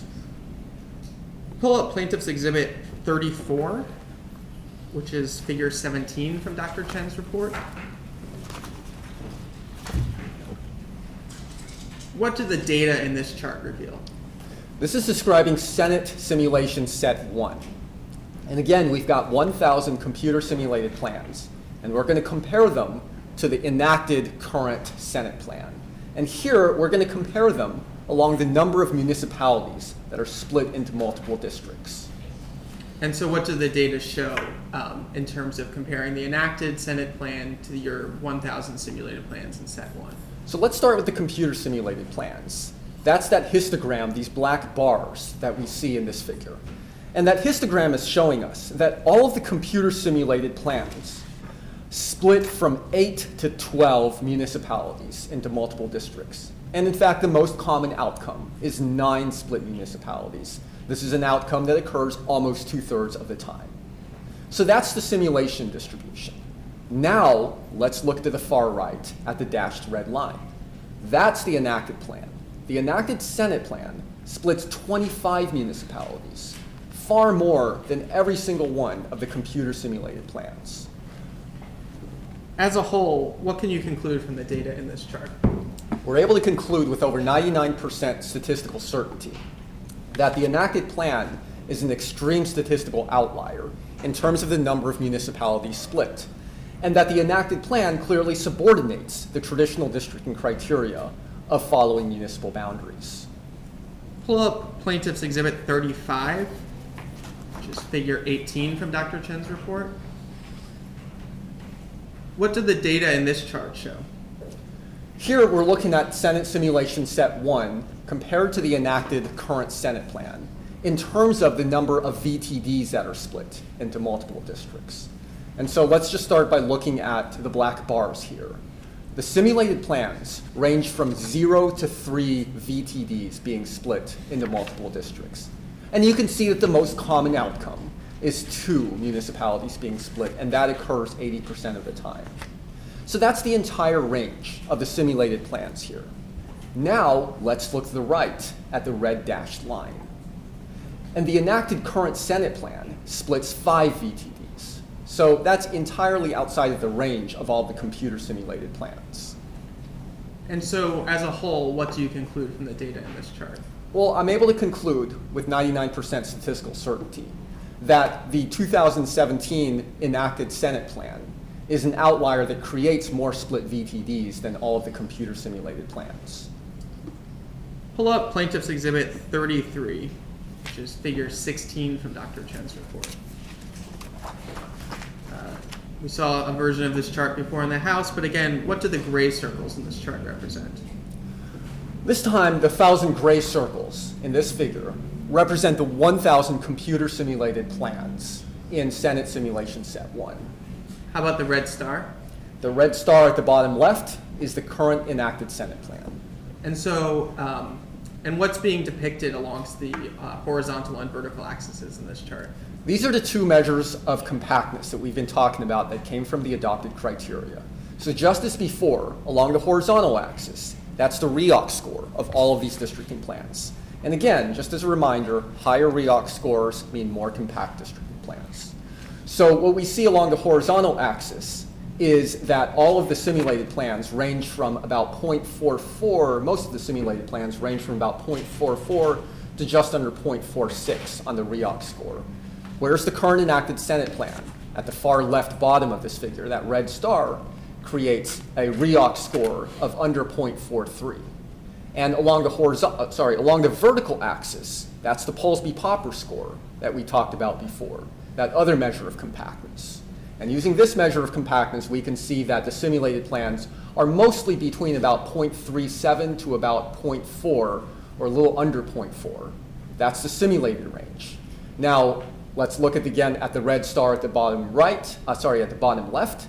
The current enacted Senate plan has a Polsby-Popper score of under 0.35, so it's under all 1,000 of the simulations in terms of compactness, using both the Polsby-Popper score along the vertical axis and the REOC score along the horizontal axis. As a whole, what do you conclude from the data in this chart? We're able to conclude here with over 99% statistical certainty that the current enacted Senate plan is an extreme statistical outlier, and that it subordinates the traditional districting criterion of geographic compactness, whether measured using REOC or Polsby-Popper score. The current enacted Senate plan clearly creates a districting plan with districts that are less compact than one would reasonably expect from a map drawing process that follows the traditional districting criteria in the adopted criteria. Dr. Chen, I'd like to now turn to the partisan breakdown of your Senate simulated maps in Senate Simulation Set 1. What election results did you use to compare the partisanship of your Senate simulated maps versus the enacted Senate map? We used the same measure. I used the same measure as we talked about earlier before, the 2010 to 2016 statewide election composite. Those very same elections that Representative Lewis stated that the General Assembly's Redistricting Committee was going to use. And did you use the same methodology you described before in terms of counting up the number of votes and then classifying a district as a Democratic Senate district or a Republican Senate district? Exactly the same. Pull up Plaintiff's Exhibit 28, which is figure 14 from Dr. Chen's report. What's being depicted in this figure? This is a comparison of the 1,000 computer simulated plans in Senate Simulation 1 and comparing them to the current enacted Senate plan along partisanship, specifically along the number of Democratic districts. So we saw versions of this figure earlier today for the House simulations, and now we're going to look at it for the Senate Simulation Set 1. What does the red dashed line on the left side show? That red dashed line depicts the current enacted Senate plan, and it's right at the number of 18. Telling us that the current enacted Senate plan creates 18 Democratic districts using that 2010 to 16 statewide election composite. And what do the black bars to the right of that show? The black bars in this figure are describing the distribution of the 1,000 computer simulated plans in Senate Simulation Set 1. And you can see that the black bars tell us that the entire set of simulated plans ranges from 19 to 21 Democratic districts. In fact, over half of the simulated plans create exactly 20 Democratic districts. The result under the enacted plan of 18 Democratic districts, is that a result you find in any of your 1,000 simulations? That's an outcome that never occurs in 1,000 simulated plans. Are you able to make any statistically significant conclusions based on this chart? Yes, I'm able to conclude with over 99% statistical certainty that the current enacted Senate plan is an extreme partisan outlier that creates fewer Democratic districts than all of the computer simulated plans than one would expect under a redistricting process, a map drawing process that follows the traditional districting criteria in the adopted criteria. So clearly it's an extreme partisan outlier. Dr. Chen, these results we're looking at on this figure for in terms of the number of Democratic districts under your simulated plans, can you remind us again the characteristics of the elections that this is based on? Again, these 2010 to 2016 statewide election composite elections, they composite up or they aggregate up to a statewide Democratic vote share of 47.92% across the entire state of North Carolina. Did you do any analysis of what the results would look like under electoral environments that are more neutral or even favorable to Democrats? Yes. For example, I looked at how these results would look under the 2016 Attorney General election. Again, that's that relatively tied election where the Democrat won by a very small margin, but very close to a 50-50 election. If we could pull up Plaintiff's Exhibit 121, which is figure A3 from Dr. Chen's report. What is this figure showing, Dr. Chen?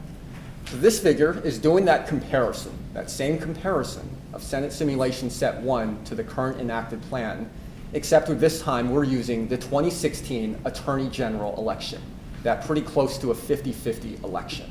And so in this relatively close tied 50-50 electoral environment, here's what the comparison would look like. We see the dashed red star again on the left. That's the current enacted Senate plan. It creates 20 districts this time using the 2016 Attorney General election.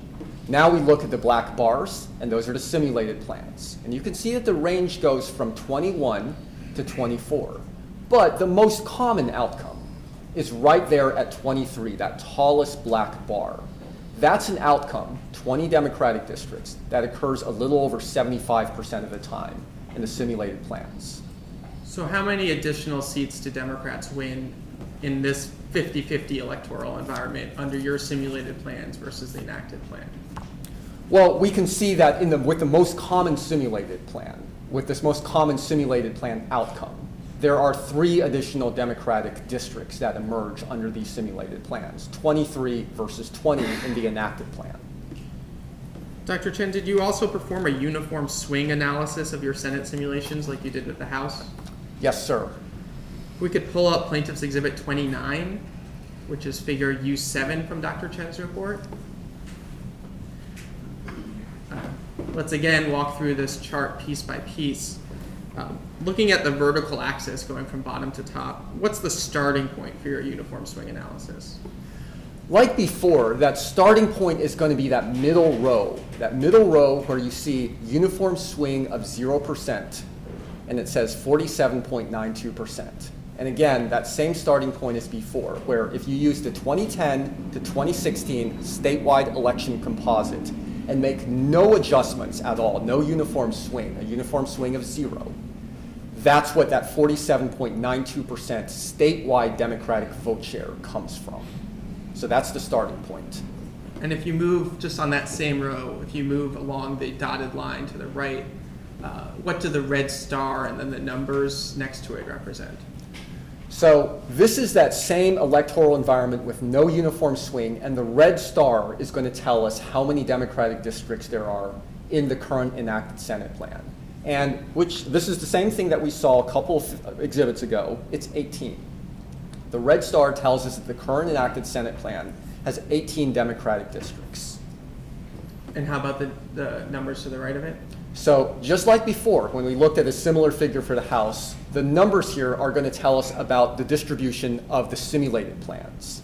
And so you see that the 3 different numbers there. And again, that tells us the distribution across all of the 1,000 simulations. It tells us specifically that there are 321 simulated plans that create 19 Democratic districts. There are 508 simulated plans that create 20 Democratic districts, and then 171 simulated plans that create 21 Democratic districts. And so that describes for us the simulated plans which we just saw in that histogram a couple moments ago. If we could zoom back out again on this chart. Dr. Chen, as you increase the uniform swing in a more Democratic direction, moving north on this chart, the vertical axis, do you notice any trends? Yeah, we see that as we increase the uniform swing, you go further and further up on this chart, towards the top of this chart.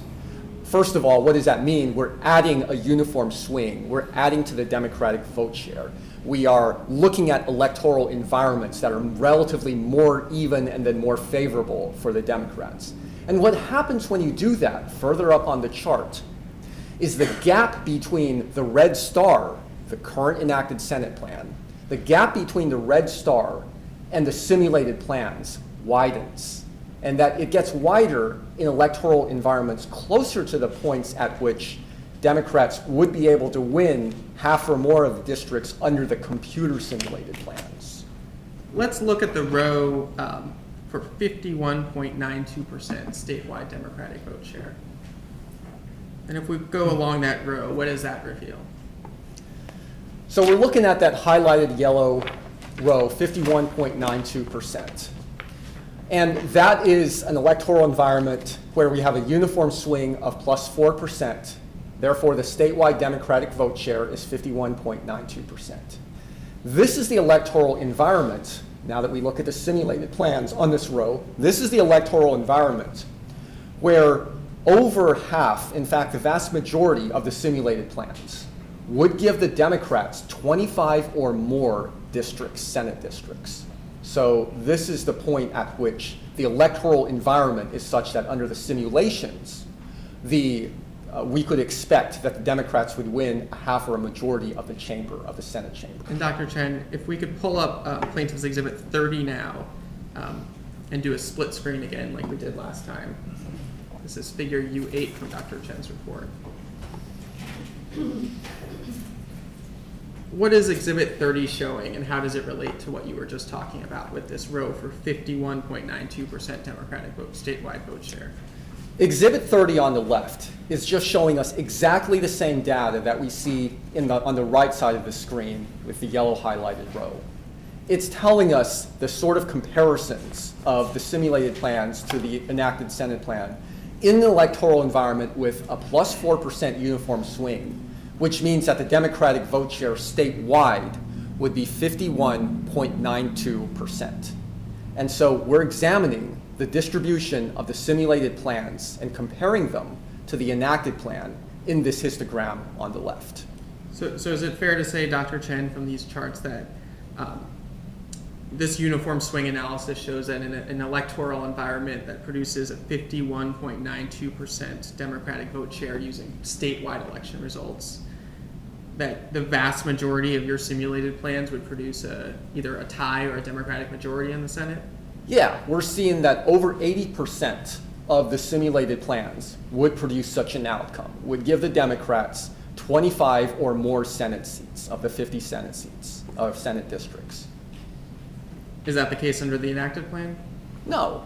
You can see where the enacted plan is with that dashed red line on the left of this figure. Under this same electoral environment, that plus 4% uniform swing environment, the Democrats would only win 22 districts, would only have 22 districts under the current enacted Senate plan. If we could go back to just the uniform swing chart with the red stars, Plaintiff's Exhibit 29 that is, and move up one row from where we just were to the row that says 52.42% statewide Democratic vote share. And maybe let's, just to save a bit of time, pull up the split screen with Plaintiff's Exhibit 31, which is figure U9 from Dr. Chen's report. What does this row show? So this row is showing us, and we can look at it in detail if you just look at the left side of the screen in Exhibit 31. It's looking at an electoral environment with an even higher uniform swing, an even more democratic environment, a plus 4.5% uniform swing, which corresponds to a 52.42% statewide Democratic vote share. And in this electoral environment, we can see what happens with the gap between the enacted Senate plan and the computer simulated plans. The computer simulated plans all range from 24 to 27 Democratic districts, but the most common outcome is at 26. And in fact, you can see that over 95% of the computer simulated plans actually create 25 or more Democratic districts. In other words, the Democrats would control a majority of the chamber, of the Senate chamber. So that's the simulated plans. Now let's look at the dashed red line, the enacted Senate plan. And it's still down at 22. So it's creating 22 Democratic districts, even under this electoral environment, favorable for the Democrats. Dr. Chen, I'm going to represent to you, similar to what we did with the House. If we could just go back to the uniform swing chart, the red stars, that in 2018, in the 2018 Senate elections, Democrats won 21 state Senate seats. Does this chart tell you anything about the type of electoral environment that would produce 21 state Senate seats under the enacted plan? Yes, the type of electoral environment is the row where you would have to go all the way up to 51.92%. That's the fifth row from the top of this figure, 51.92%. That is the electoral environment at which Democrats would finally win at least 21 districts under the current enacted Senate plan. And how many districts would Democrats win in that kind of electoral environment under the simulated plans? Well, now we can go to the numbers, the simulated plans under that same row, and we can see that over 80% of the simulated plans would give the Democrats 25 or more districts. So you see that 533, the 290, and then the 1. That's telling us that in total, over 800 of the 1,000 simulated plans would give the Democrats 25 or more Senate districts. And Dr. Chen, just to clarify, if you look at the red star for this row and the row below it, it looks like it's skipped from 20 seats in the enacted plan to 22. So 21 seats would be maybe just a smidge below that row for 51.92. Is that right? Yeah, you could say it would probably be somewhere in between the 51.42 to the 51.92%, somewhere in that range.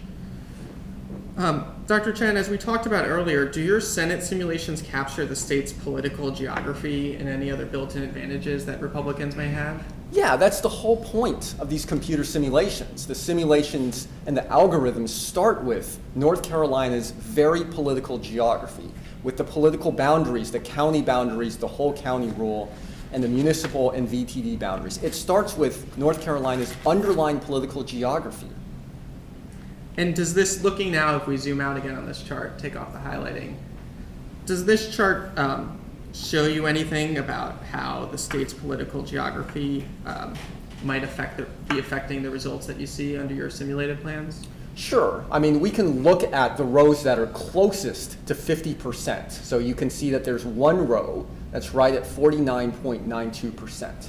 And you can see that even in that sort of row, we wouldn't expect that the Democrats, under the simulated plans, would actually have exactly 50% of the districts. And along those same lines, are your Senate simulations attempting to provide for some notion of proportional representation? No, not at all. Democrats aren't winning 50% of the seats in your simulated plans when they get 50% of the statewide vote? They're clearly not, as we can see on this figure. From the results we've already seen, though, in your Senate simulation set 1, can political geography explain the level of partisan bias that exists in favor of Republicans under this enacted Senate plan? No, clearly political geography, the political geography of North Carolina, which is the foundation of these simulated plans, cannot explain the extreme level of partisan bias that we observe in the current enacted Senate plan. Overall, Dr. Chen, what conclusions do you draw from your Senate simulation set 1? I'm able to conclude with over 99% statistical certainty that the current enacted Senate plan is an extreme partisan outlier that creates fewer Democratic districts or more Republican districts than the sort of plans that one would expect to emerge under a districting process that follows the traditional districting criteria. And we're able to see that the current enacted Senate plan was drawn with partisanship as a predominant purpose, and that partisanship predominated and subordinated the traditional districting criteria of geographic compactness and following municipal and VTD boundaries.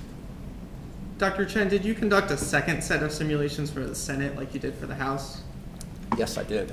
And what was in simulation set 2 for the Senate, what was the difference between that and set 1? In set 2, in addition to following the traditional districting criteria from the adopted criteria, I also had the algorithm protect incumbents in the same way that I did in House simulation set 2. And I specifically made sure that the same set of incumbents that were protected under the current enacted Senate plan are also protected under the simulated plans, the computer plans, in Senate simulation set 2. And how many total simulated plans did you create in Senate simulation set 2? 1,000 plans. Pull up Plaintiff's Exhibit 37, which is figure 20 from Dr. Chen's report. What does this figure show? Now we're going to compare in this figure the simulated plans from Senate simulation set 2 and compare them to the current enacted Senate plan. And we're going to use the same partisan measures we've been talking about earlier today, the 2010 to 16 statewide election composite. So let's look at the simulated plans first, those black bars in this histogram. The black bars, the computer simulated plans, range from 19 to 22 Democratic districts using the 10 to 16 statewide election composite measure. And we see that the most common outcome is actually right at 20 Democratic districts. And that's an outcome that occurs almost 2/3 of the time. Now let's look to the left of the figure, which is where the current enacted Senate plan is. The current enacted Senate plan, that dashed red line, is right at the number 18, telling us that the Democrats would win only 18 districts under the current enacted Senate plan. And that clearly is an outcome that is outside the entire distribution of the 1,000 simulated plans. What can you conclude from this chart, Dr. Chen? Well, we can clearly see, once again, that the current enacted Senate plan is an extreme partisan outlier and creates fewer Democratic districts than the computer simulated plans. But in particular, we're able to see here that even an effort to protect incumbents by avoiding pairing them in a nonpartisan manner could not possibly explain or account for the extreme level of partisan bias that we've observed, that we've been observing in the current enacted Senate plan. If we could pull up Plaintiff's Exhibit 42, which is figure U10 from Dr. Chen's report. Dr. Chen, what is this figure showing? This is another uniform swing analysis exactly like the last one that we looked at, except this time we're looking at the plans, the simulated plans, from Senate simulation set 2 instead of set 1. But it's exactly the same as what we've been looking at before today. And without going into the details, Dr. Chen, does this chart reveal the same phenomena that you saw with respect to the Senate simulation 1 uniform swing analysis? It shows us exactly the same thing, which is that the gap between the current enacted Senate plan and the computer simulated plans, that gap widens in electoral environments that are more favorable for Democrats. And in fact, that gap appears to reach its largest in the sort of electoral environments where under the computer simulated plans, Democrats would be able to win half or more of the districts in the Senate chamber. Pull up Plaintiff's Exhibit 26, which is Table 6 from Dr. Chen's report. What does this table contain? This is a table presenting summary statistics of in the first column, the current enacted Senate plan. In the second column, the simulated plans in Senate simulation set 1. And then the final column, the computer simulated plans from Senate simulation set 2. And if we just focus on the rows that start with split municipalities and then through the row that says average Polsby-Popper, can you just walk us through those rows? So let's start with the split municipalities row. That row is telling us that the current enacted Senate plan splits more municipalities than all of the computer simulated plans. The current enacted Senate plan has 25 split municipalities. In Senate simulation set 1, we have from 8 to 12 split municipalities. In set 2, we have just from 10 to 16 split municipalities. Now let's go to the second row with split VTDs. This row is telling us that the current enacted Senate plan splits 5 VTDs.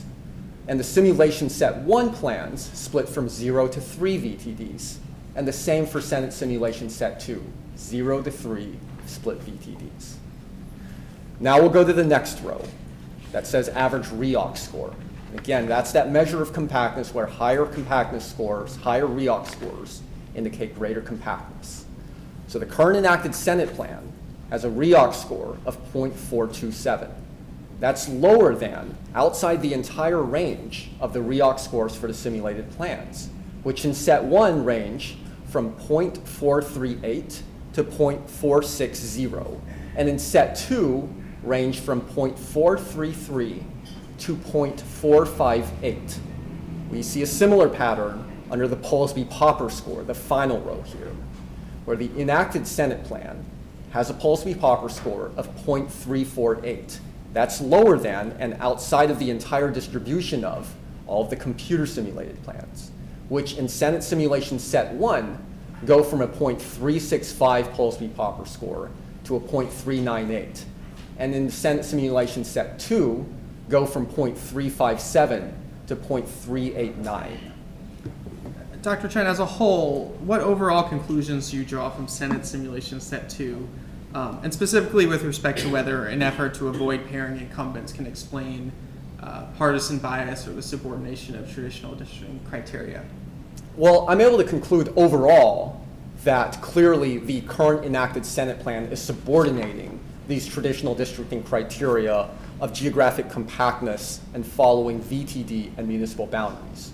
But with respect to set 2, I'm further able to conclude with over 99% statistical significance that even an effort to protect, to maximize the protection of incumbents in a nonpartisan manner could not possibly explain or account for this subordination of the traditional districting criteria and could not explain or account for the extreme level of partisan bias observed in the current enacted Senate plan. Dr. Chen, all of the analysis we've discussed this far have been statewide analysis. Did you also perform analysis of individual county groupings? Yes, sir, I did. Let's start with the House, and I'd like to apologize in advance to everyone in the courtroom for all of my various mispronunciations of the county names that you're about to hear. Mr. Spies has tried to educate me, but it's only been partially successful, if that. So, Dr. Chen, if we could pull up Plaintiff's Exhibit 47.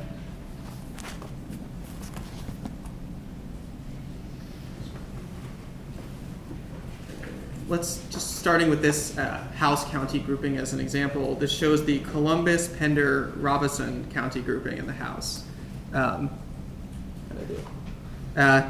Using this county grouping as an example, can you explain how you went about analyzing whether the county grouping produced districts that are partisan outliers compared to your simulated plans?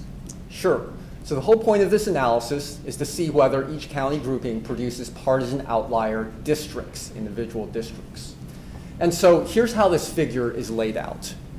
Let's just start with the red stars, which denote the 3 districts in the enacted House plan within this particular county grouping. And you can see that these 3 red stars, these 3 current enacted districts in the House plan are HD 16, HD 46, and HD 47. Now, I've aligned them row by row in a particular way. I've lined them up from the most Democratic district in the top row to the least Democratic district in the bottom row. And so that second row is the second most Democratic Dr. district. Chen, if I could stop you right there. So can you explain what numbers are on the horizontal axis and using the red stars to explain that? Sure. So that horizontal axis is measuring the district's Democratic vote share. So now we're measuring the Democratic vote share of individual districts in this grouping. And again, Democratic vote share is once again measured using the 2010 to 16 statewide election composite. So everything we're looking at in this figure is going to be telling us something about the Democratic vote share of one of the districts in this particular county grouping. So as I was saying a moment ago, there are 3 red stars, and that's because the Columbus-Pender-Robeson County grouping has 3 districts. So those are the 3 red stars that you're going to see. And it's HD 16, 46, and 47. I've aligned them from most Democratic on the top row to the least Democratic on the bottom row. That's why you see that that top row has a red star at HD 47, which is a Democratic vote share of just below 60%, 0.60. That's why it's at the far right. And then the bottom row, you see the third most Democratic district, HD 16, and you can see that it's way over on the left side, down to about 0.42 or maybe 0.41. That's because it's the third most Democratic district of these 3 in the current enacted House plan. So that's the current enacted House plan. And now let's look at the simulated plans. So you'll see all these gray circles. Every row is going to have 1,000 gray circles. Those gray circles correspond to the 1,000 computer simulated plans in House Simulation Set 1. In every single House simulation plan, I went out and identified the most Democratic district in that particular House plan in the Columbus-Pender-Robeson County grouping.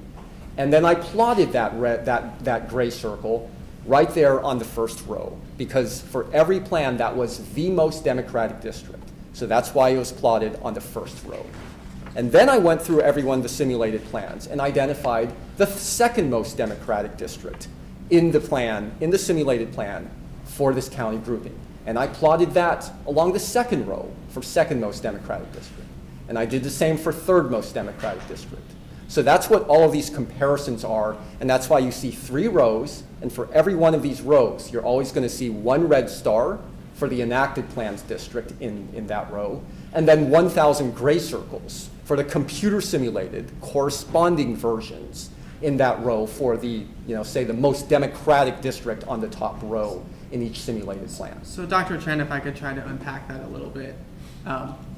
Are you saying that for each of the 1,000 simulated plans, for one simulation, let's just pick a random simulation out of your 1,000 plans, there's 1 gray circle on the top row, 1 gray circle on the second row, and 1 gray circle on the third row? Exactly.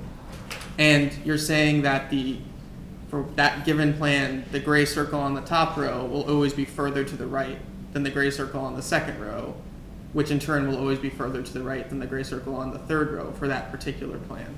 Exactly. Okay. So then, using this approach, Dr. Chen, let's start with the top row. What do you find here in terms of your comparison of the enacted plan versus the Senate simulations? The House simulations. And just to remind you, when we're looking at this top row, we're basically comparing for the computer simulated plans and for the enacted House plan. We are comparing the single most Democratic district in each plan for the Columbus-Pender-Robeson County grouping. And so that's what we're looking at on this top row. So let's compare those districts. We've got this red star, and if we could just go back out to the entire figure here. We've got this red star, HD 47, on this top row. And as I said before, HD 47 has a Democratic vote share of a little bit under 0.6, a little under 60% Democratic vote share. Now, how does that compare to the 1,000 gray circles, those 1,000 most Democratic districts from the computer simulated plans in this county grouping? Well, clearly we can see that all the gray circles are to the left of the red star in that top row. In fact, most of the computer simulated districts, most of the most Democratic districts in these simulated plans in this county grouping are around the range of about 0.52 to about 0.55. There's some that go up to maybe about 0.58 or 0.59, but most of them are below 0.55. And Dr. Chen, if I could stop you right there, would this be an example of something in the redistricting parlance known as packing Democratic voters? Well, if you're talking about the enacted HD 47, that one appears to pack Democratic voters relative to the computer simulated plans. In other words, it is more heavily Democratic than the sort of plans you would expect to emerge under a nonpartisan redistricting process following the traditional districting criteria. How about So the second some row? might call that packing. We see something very similar in the second row. So with the second row, we're now looking at the second most Democratic district in every one of these plans. So once again, let's start with the red star, HD 46. And you can see that that red star is over around about 0.45, maybe a little bit below 0.45 in terms of Democratic vote share. So that's HD 45, the red star.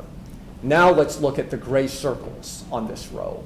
And you can see that almost all of the gray circles are actually above 50% Democratic vote share, telling us that in almost all of the computer simulated House plans, the second most Democratic district in the simulated plans would almost always be a Democratic, an over 50% Democratic district.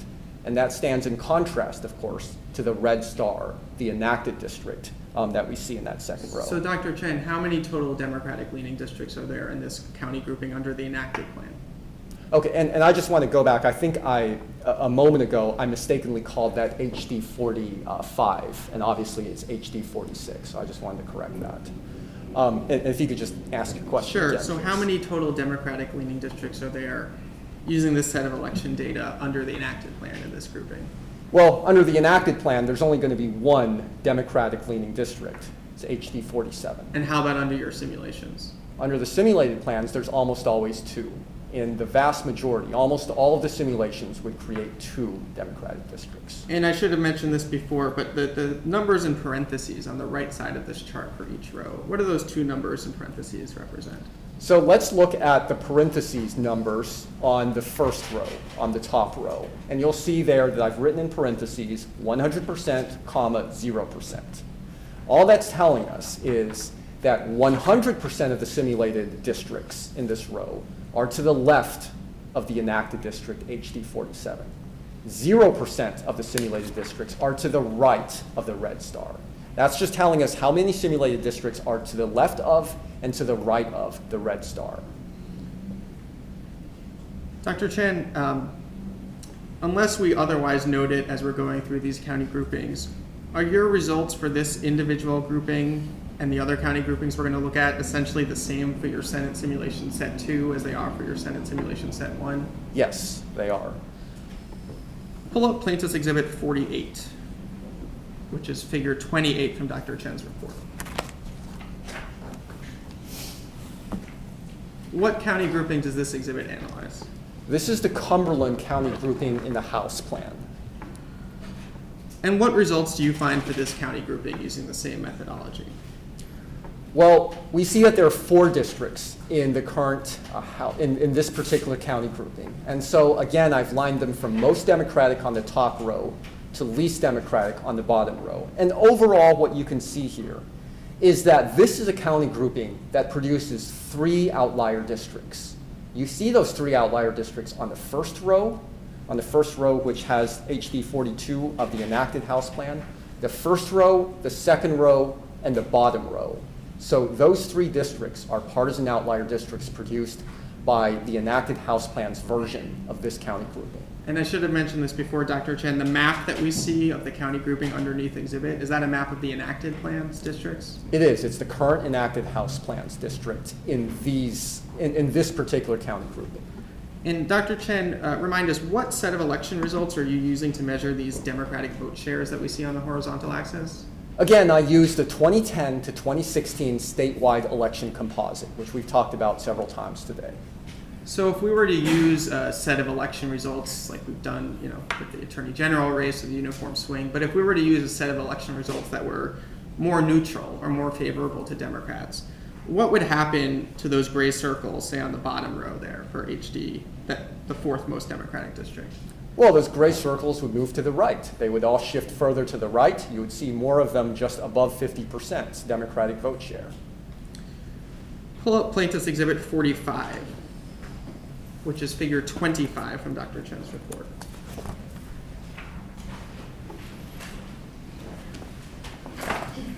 What county grouping does this exhibit analyze? This is the Guilford County grouping in the House plan. Before getting to your results for this grouping, do you have an understanding, Dr. Chen, of whether the special master in the Covington case was tasked with redrawing one of these districts that had been found to be racially gerrymandered under the prior map? Well, the special master was asked to redraw HD 57. And in redrawing that district, HD 57, did the special master make significant changes to other districts in this county grouping? Yes, the special master had to make changes to HD 61 and 62 in order to equalize population. And what about HD 59 on the right side of this map? Well, with respect to HD 59, the special master had to make small adjustments to the northwest boundaries, the northwest corner of this district. Because, of course, as we've just talked about, the special master redrew HD 57 and 62, and you can see that there's a corner here in the northwest corner of HD 59 where 59 touches 57 and 62. So the special master had to make small adjustments to the boundaries in the northwest corner of HD 59. So Dr. Chen, are you saying the only part of HD 59 that the special master touched or redrew was a small portion on the, I don't know, we'll call it the part just above HD 57? Exactly. To the south of HD 57, those borders of HD 59 were not touched in the southern half of Guilford County. And what about to the east of HD 57, the eastern part of HD 59? Also not touched? Correct, same thing. Right, those borders were not touched. So, Dr. Chen, which districts in this county grouping did you freeze in your simulations? So all of the simulated plans were instructed by the algorithm to freeze 3 of the districts that were affected by the special master. And those were HD 57, HD 61, and HD 62. And I've listed those on the bottom of this figure. So your simulations made no changes at all to those 3 districts? Correct. It just froze them, meaning that every simulated plan had exactly those 3 same districts, exactly as they are in the final current enacted House plan. Okay. So for the 3 districts that you didn't freeze in this county grouping, looking now at the data above the map on this chart, what results did you find? So there are 3 unfrozen districts, and that's what we're going to analyze in this figure here. That's why there are only 3 rows in this figure rather than 6, because the other 3 districts were all frozen as the special master drew them.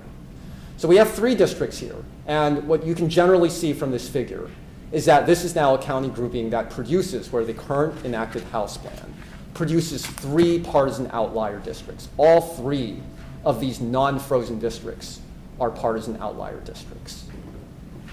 Pull up Plaintiff's Exhibit 49, which is figure 29 from Dr. Chen's report. What county grouping does this analyze? This figure shows the Forsyth-Yadkin county grouping in the House. And what results did you find for this county grouping? Well, we can see here that there are 5 districts in this particular county grouping. And we can see that this is a county grouping that produces 2 extreme partisan outlier districts, which we can see on the 2nd and 3rd rows. Those are HD 71 and HD 75. In addition to that, we can see from the 1st row that HD 72 is not a partisan outlier at, say, the 95% level, as an extreme 95% statistical outlier, but HD 72 is more extreme, is more heavily Democratic than 85% of its corresponding computer simulated districts. And if we look at the 4th row, we can see that HD 74 is also a similar outlier. It's not a 95% outlier, but HD 74 on the 4th row is less Democratic than a little over 80% of the computer simulated corresponding districts. And Dr. Chen, these are your results for this grouping for Senate's House simulation set 1, is that right? House simulation set 1. Let's pull up Plaintiff's Exhibit 67, which is figure 47 from Dr. Chen's report. What does this exhibit show? This exhibit is showing us that same county grouping for Forsyth-Yadkin in the house plan, except now we're going to look at house simulation set 2 rather than set 1. And just as a reminder, set 2 is the one where the algorithm, the computer algorithm, intentionally protects as many incumbents as possible. And so now what we can see here in this figure, in the simulation set 2 version of this figure, is that all 4 of those districts that I just mentioned a moment ago, they're now all partisan outliers and extreme partisan outliers. 3 of the 4 over 95% partisan outliers, and the 4th on the top row is almost a 95% partisan outlier. So basically we can see that 4 of these districts are now partisan outliers or very close to being 95% partisan outliers. What does that tell you? Or what conclusions do you draw from the fact that you observe even more partisan outliers in this grouping in simulation set 2 than you did in set 1?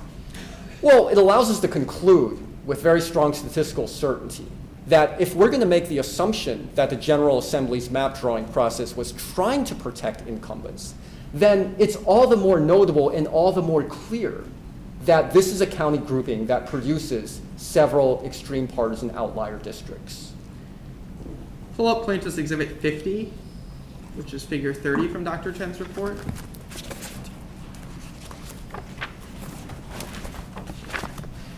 What county grouping is this showing? This exhibit shows the Franklin-Nash County grouping in the House plan. And what results do you find for this county grouping? Well, we can see that there are 2 districts in the county grouping, and that this is a county grouping where the current enacted House plan produces 2 partisan outlier districts. Both of the districts are extreme partisan outliers.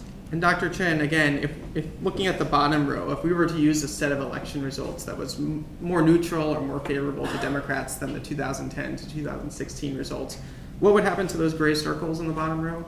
Well, those gray circles in the bottom row, they would move to the right.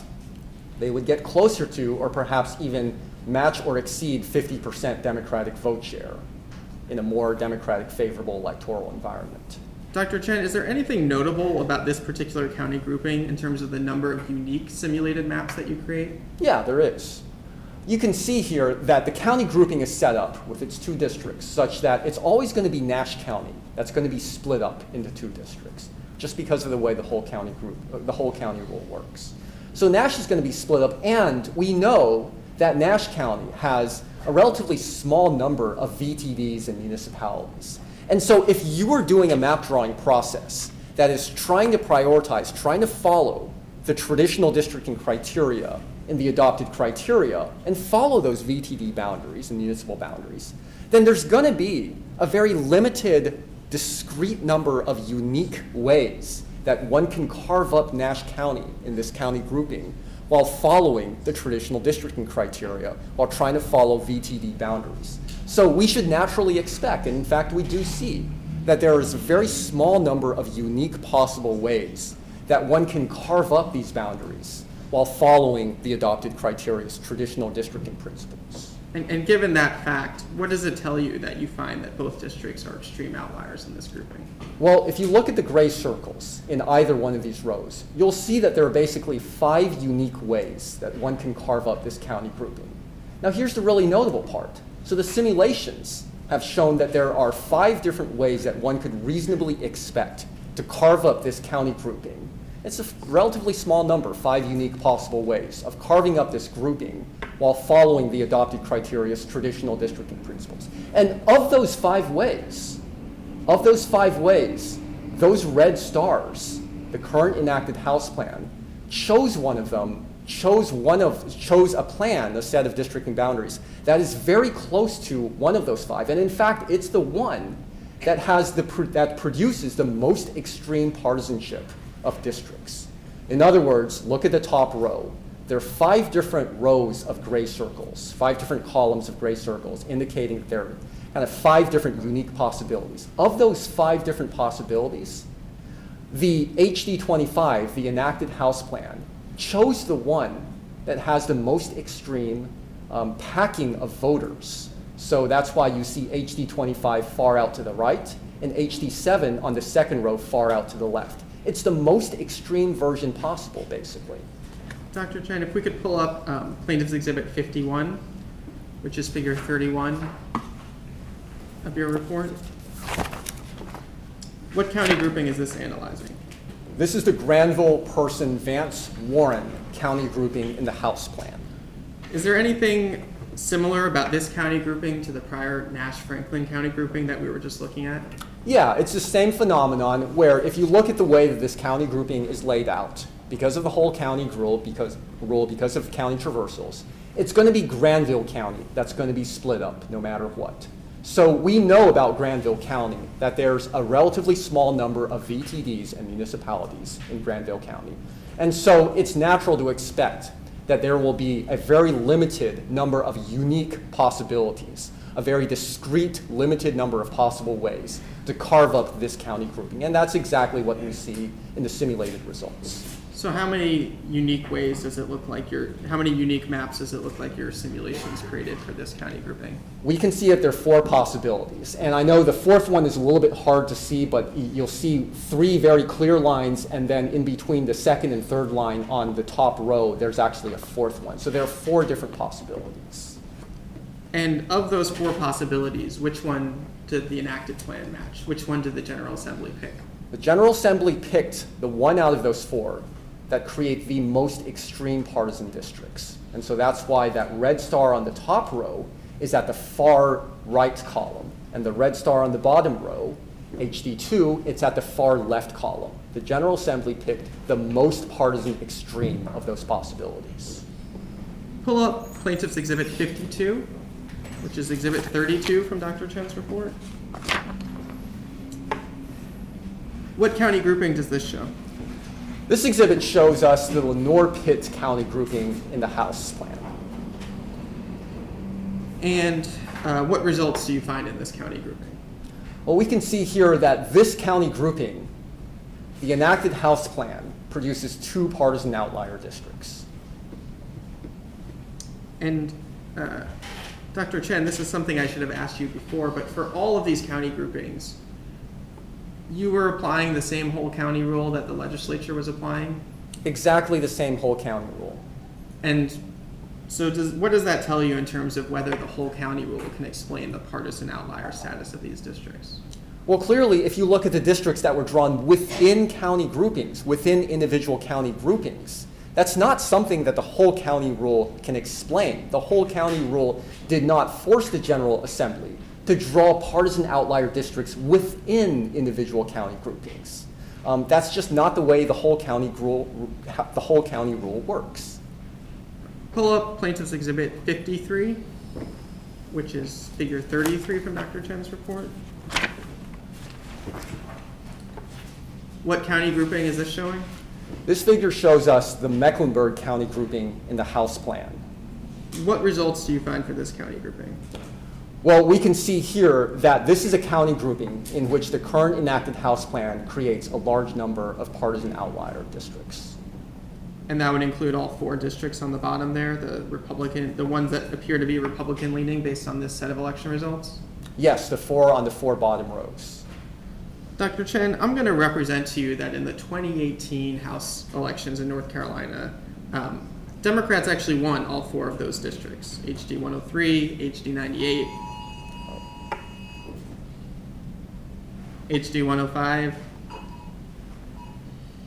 they okay? Sorry.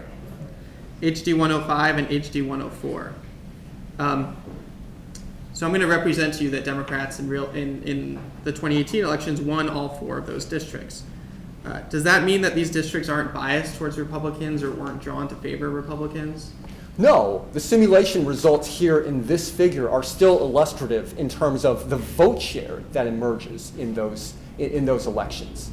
Even if we had in 2018 an extreme Democratic tied year in which Democrats were able to win districts that, using the 2010 to 16 statewide election composite, were Republican leaning, the results still illustrate something about the vote margin or the gap between the simulated districts and the computer simulated districts and the enacted districts. We might expect, for example, that sure, the Democrats might have won those districts, but they would have won them by even wider margins under the computer simulated versions of these districts, because you can see that all 4 of these districts are partisan outliers in the same direction.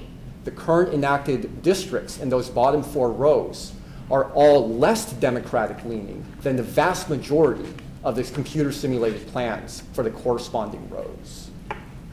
Pull up Plaintiff's Exhibit 46, which is Chen Report Figure 26. What county grouping is this analyzing? This exhibit analyzes the Cabarrus, Davie, Montgomery, Richmond, Rowan, and Stanley county grouping. What results do you find for this county grouping? We see that this is a county grouping in which the current enacted House plan creates a partisan outlier district. And we see that in the second row in its HD 83. If we can pull up Plaintiff's Exhibit 70, which is Figure 50 from Dr. Chen's report.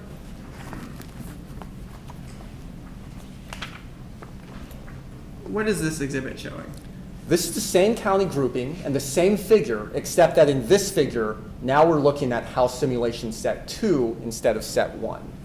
And do you find that the same number of districts are extreme outliers in simulation set 2 or more than they were in simulation set 1? Well, now there are more. We can see that there are 3 districts that are now extreme partisan outliers. We see that on the second row, the third row, and the fourth row. So the second and the fourth rows are extreme partisan outliers at over 95% outliers. The second row we see is a 92.4% outlier. In other words, that district, HD 82, is more Democratic packed, or more Democratic leaning than 92.4%. And Dr. Chen, one correction, I think you said second row, but you meant third row?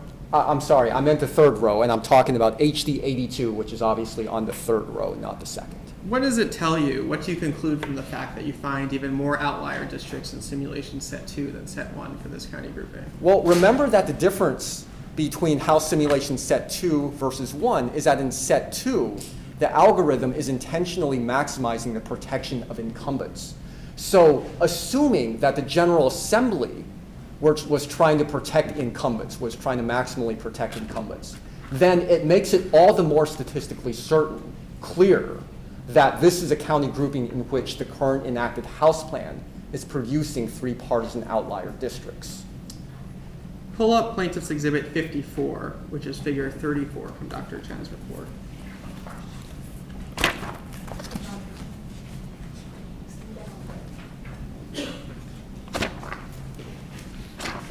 What county grouping does this analyze?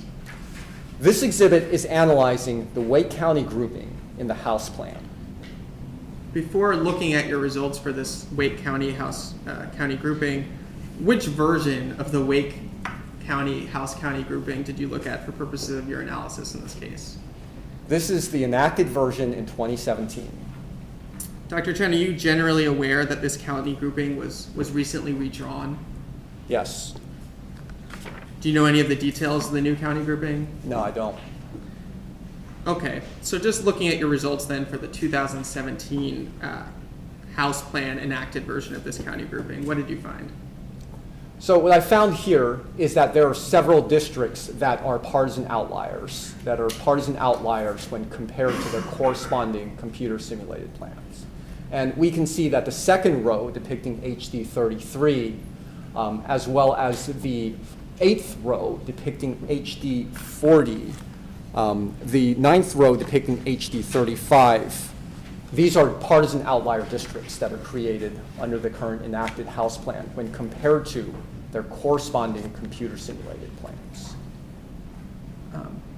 Pull up Plaintiff's Exhibit 56, which is Figure 36 from Dr. Chen's report. What county grouping is this analyzing? This exhibit shows us the Anson Union County grouping in the House plan. Dr. Chen, before looking at your results for this county grouping, is there anything different about this county grouping from the prior ones we've looked at in terms of when the districts were drawn? Yeah, this one was drawn back in 2011, and it was not redrawn in 2017. For purposes of your individual grouping level analysis for the districts like this one that were drawn in 2011 and unchanged in 2017, what election results did you use for purposes of this analysis? I used a different set of election results. For these 2011 drawn districts, I used the elections from 2004 to 2010, the statewide elections that the General Assembly had available and was considering in this redistricting process in 2011. And without making you tick through all of them, are those election results listed, are those specific elections listed on page 22 of your report? Yes, they are. Why did you analyze these older elections for purposes of analyzing these county groupings drawn in 2011 in terms of assessing partisan intent? Well, remember that I was asked to analyze whether or not partisanship predominated in the drawing of the districts when the General Assembly drew them, and asked to analyze whether that partisan intent subordinated the traditional districting criteria. And so in order to do that, I had to actually consider the same partisan data that the General Assembly had available and that the General Assembly was considering when it drew the 2011 version of these districts. And obviously the election data that the General Assembly had available and was considering thus went into the measure that I used, these 2004 to 2010 statewide elections measure. So in other words, in assessing partisan intent, you wanted to look at the actual election results they had at the time in 2011. They obviously didn't have election results from 2016 and 2011, is that right? Exactly. To look at the legislature's partisan intent, I had to look at the partisan data that the General Assembly was actually considering and had available. And just to clarify though, all of the statewide election results that we saw earlier this morning, what elections did you use for purposes of that analysis, including for these types of county groupings? For all of the statewide election results that we looked at earlier today, I was still using the 2010 to 16 statewide election results that Representative Lewis laid out in August of 2017. So for purposes of this individual grouping level analysis, though, using this, the election results that the General Assembly had at the time in 2011, what did you find for this county grouping depicted here? Well, we can see here that this county grouping has 3 districts. And we can see that the current enacted House plan's version of these districts creates 3 partisan outlier districts. All 3 of the districts are partisan outlier districts. Pull up Plaintiff's Exhibit 57, which is figure 37 from Dr. Chen's report. What county grouping does this analyze? This exhibit analyzes the Brunswick-New Hanover county grouping. And when was this county grouping also originally drawn in 2011 and unchanged in 2017? It was. What results did you find for this county grouping? Well, we can see in the figure in the top half of this exhibit here that there are 3 districts that are partisan outliers in the enacted plan. So the enacted plan in this county grouping creates 3 partisan outlier districts, and they're HD 18, HD 19, and HD 17. Dr. Chen, let's pull up Plaintiff's Exhibit 58, which is figure 38 from your report. What county grouping does this exhibit analyze? This exhibit shows us the Buncombe county grouping in the House plan. And I'll just stipulate that all of the remaining House county groupings we're going to look at were ones that were drawn in 2011 and not redrawn in 2017. Is that right, Dr. Chen? Yes, sir. What results do you find in this county grouping? This county grouping contains 3 districts, and we can see that the current enacted House plan creates 3 partisan outlier districts. All 3 of the districts in the current House plan are partisan outliers when compared to their corresponding computer simulated plans. Pull up Plaintiff's Exhibit 59, which is figure 39 from Dr. Chen's report. What county grouping does this analyze? This exhibit analyzes the Cleveland-Gaston county grouping in the House plan. And what results did you find for this county grouping? There are 4 districts in this particular county grouping, and we can see that the current enacted House plan creates 3 partisan outlier districts in this county grouping. And those three partisan outlier districts in the enacted House plan are HD 109, 111, and 108. Pull up Plaintiff's Exhibit 60, which is figure 40 from Dr. Chen's report. What county grouping does this analyze? This exhibit analyzes the Duplin-Onslow county grouping in the House. What results do you find for this county grouping? We see that there are 3 districts in this county grouping, and all 3 of them are partisan outliers in the enacted House plan's version of the county grouping. We can see that all 3 districts are extreme partisan outliers. Pull up Plaintiff's Exhibit 55, which is figure 35 from Dr. Chen's report. What county grouping does this exhibit analyze? This exhibit analyzes the Alamance county grouping in the House plan. What results do you find in simulation set 1 for this county grouping? We can see that in simulation set 1, the 2 districts in the enacted House plan are not partisan outliers when compared to their corresponding computer simulated districts. And when you use the term partisan outlier, as you just used it, in what sense we're using it, and sort of what level of outlier status?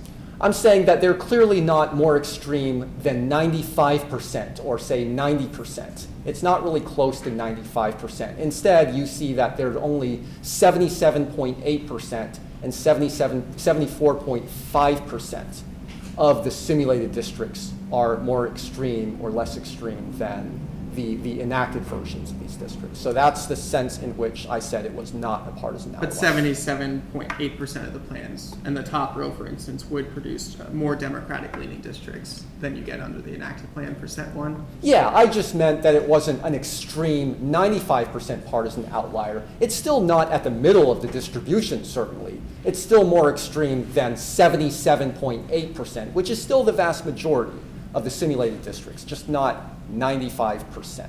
And pull up Plaintiff's Exhibit 76, which is figure 56 from Dr. Chen's report. What is this exhibit showing? So this exhibit is showing that same Alamance County grouping in the House, except now we're looking at House simulation set 2 instead of set 1. So set 2 is the version that includes incumbency protection. And what do you find for simulation set 2 and Alamance in the House? Now with set 2, we find that both of the districts listed in this exhibit here, both of the districts are now extreme partisan outliers. What does that indicate to you, the fact that you find that it is an extreme 99.8% outlier for set 2, but somewhat less so for set 1? Well, it tells us, we're able to conclude with extremely high, with over 99% statistical certainty, that if the General Assembly was trying to protect incumbents, to maximize the protection of incumbents, then that makes it all the more clear, all the more statistically significant a result here that this county grouping created 2 extreme partisan outlier districts in the General Assembly's version of these districts. Dr. Chen, is this the results that we just went through? Those are all of the individual House county groupings that you presented results for in your report, is that right? Yes, sir. Let's now turn to the Senate county groupings. And I gave the answer to this away, but did you also analyze individual county groupings in the Senate? Yes, I did. Pull up Plaintiff's Exhibit 95, which is figure 75 of Dr. Chen's report.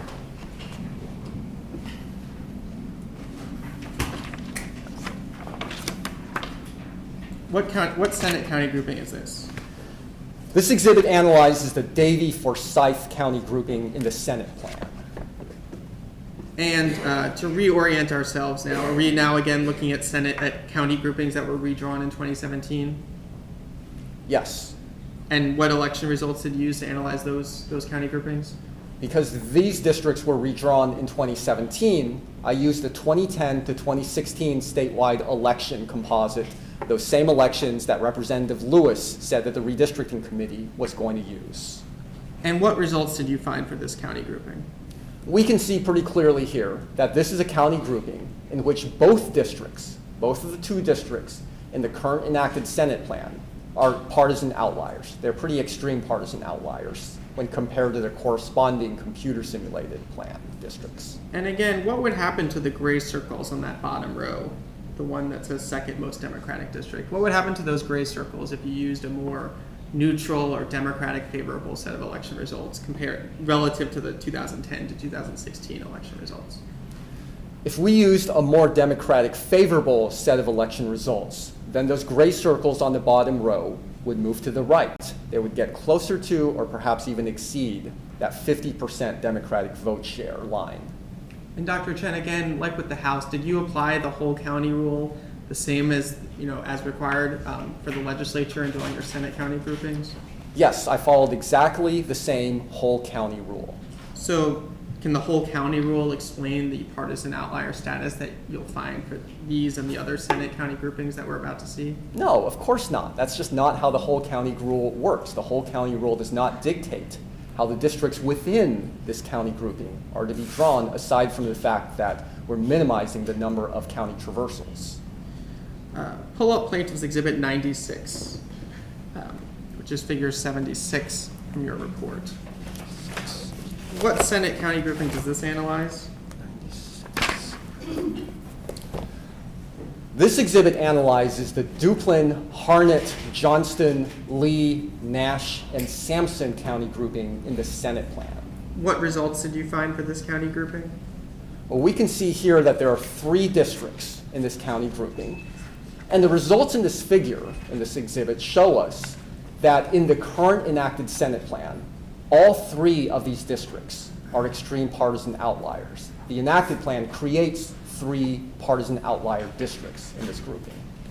And again, what would happen to those gray circles this time, say in the top row, if we used a more favorable or neutral set of election results for Democrats than 2010 to 16?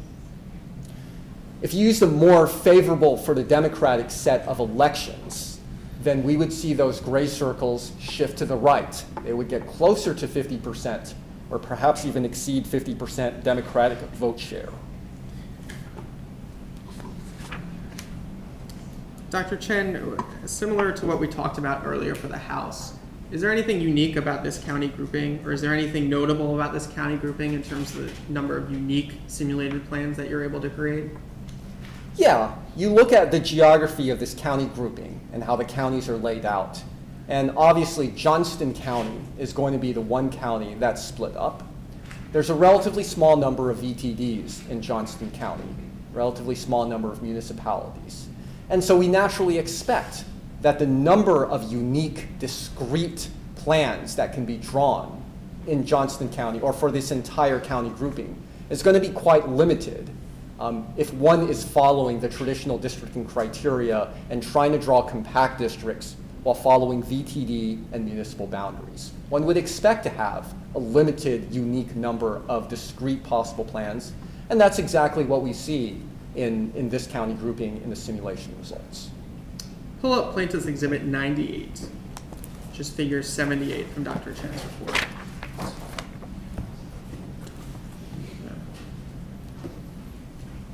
Dr. Chen, I'm sorry. What county grouping does this show? This exhibit shows us, or analyzes, the Mecklenburg County grouping in the Senate plan.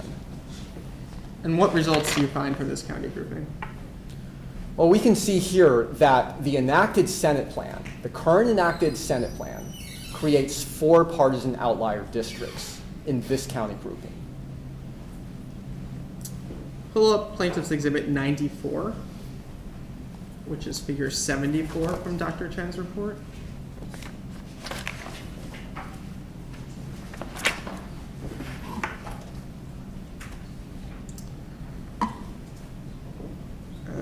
Dr. Chen, what Senate county grouping does this exhibit analyze?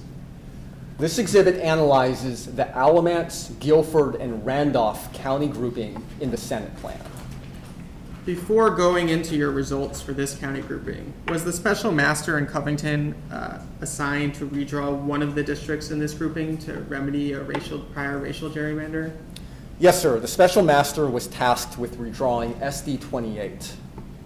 And in redrawing SD 28, did the special master also make changes to adjoining districts in order to equalize population and so forth? He did. And which districts were those? The surrounding ones are SD 27 and 24. What about SD 26 in the bottom left of this county grouping, if we look at it on the map here?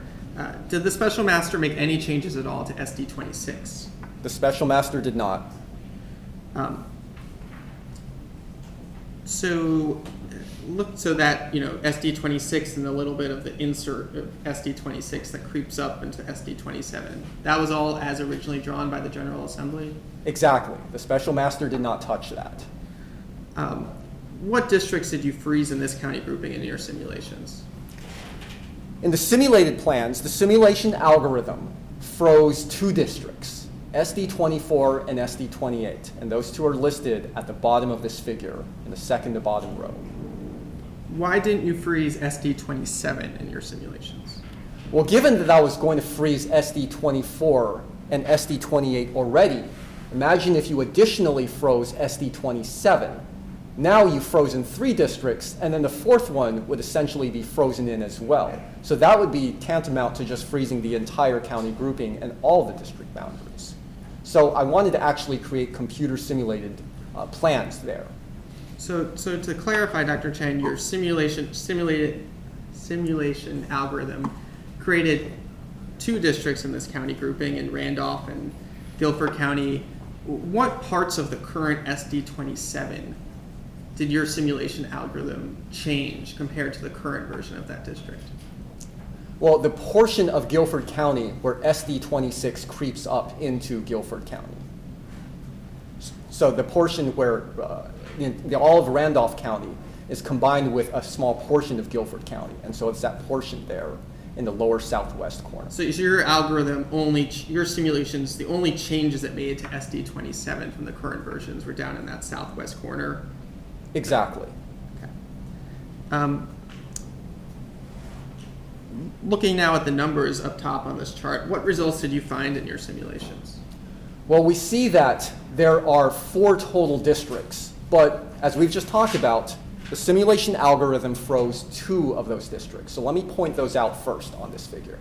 You can notice how on the first row of this figure, there's that red star for SD 28, one of the frozen districts. And on the third row, there's a red star for SD 24, another one of the frozen districts.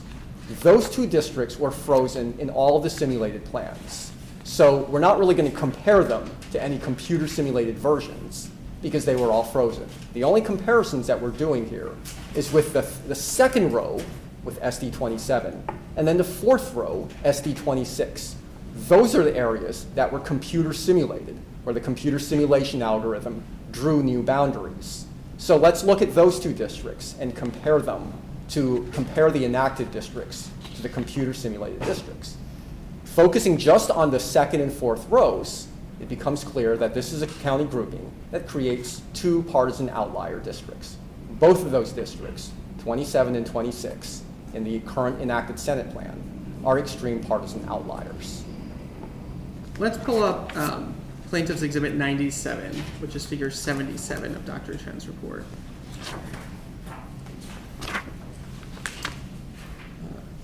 Dr. Chen, I don't think you were here yesterday for this part of the testimony, but we heard a lot about this Senate county grouping yesterday in Senator Blue's testimony. What Senate county grouping does this exhibit analyze? This exhibit analyzes the Franklin-Wake County grouping in the Senate plan. What results do you find for this county grouping? Well, we can see here in the figure of this exhibit that this is a county grouping where the enacted Senate plan creates 3 extreme partisan outlier districts. And you see them there as SD 14, SD 17, and SD 18. And so you're saying SD 17 and SD 18 are districts that are, under this election composite, Republican favorable partisan outliers compared to your simulated plans? Exactly. For both of those districts, you can see that the enacted districts, 17 and 18, create more Republican favorable districts than 100% of the 4th and 5th most Democratic favorable districts in all of the computer simulated plans. So clearly, they're extreme partisan outliers. And again, what would happen to those gray circles on the very bottom row next to SD18? What would happen to the gray circles next to that if you used a more neutral or Democratic favorable set of election results to do this analysis? If you used a more neutral or Democratic favorable set of elections to measure the partisanship of districts, you would see those gray circles shift to the right. More of them would shift to or above 50% Democratic vote share in both of those rows there. So you would shift those circles to the right. Let's pull up Plaintiff's Exhibit 99, which is figure 79 of Dr. Chen's report.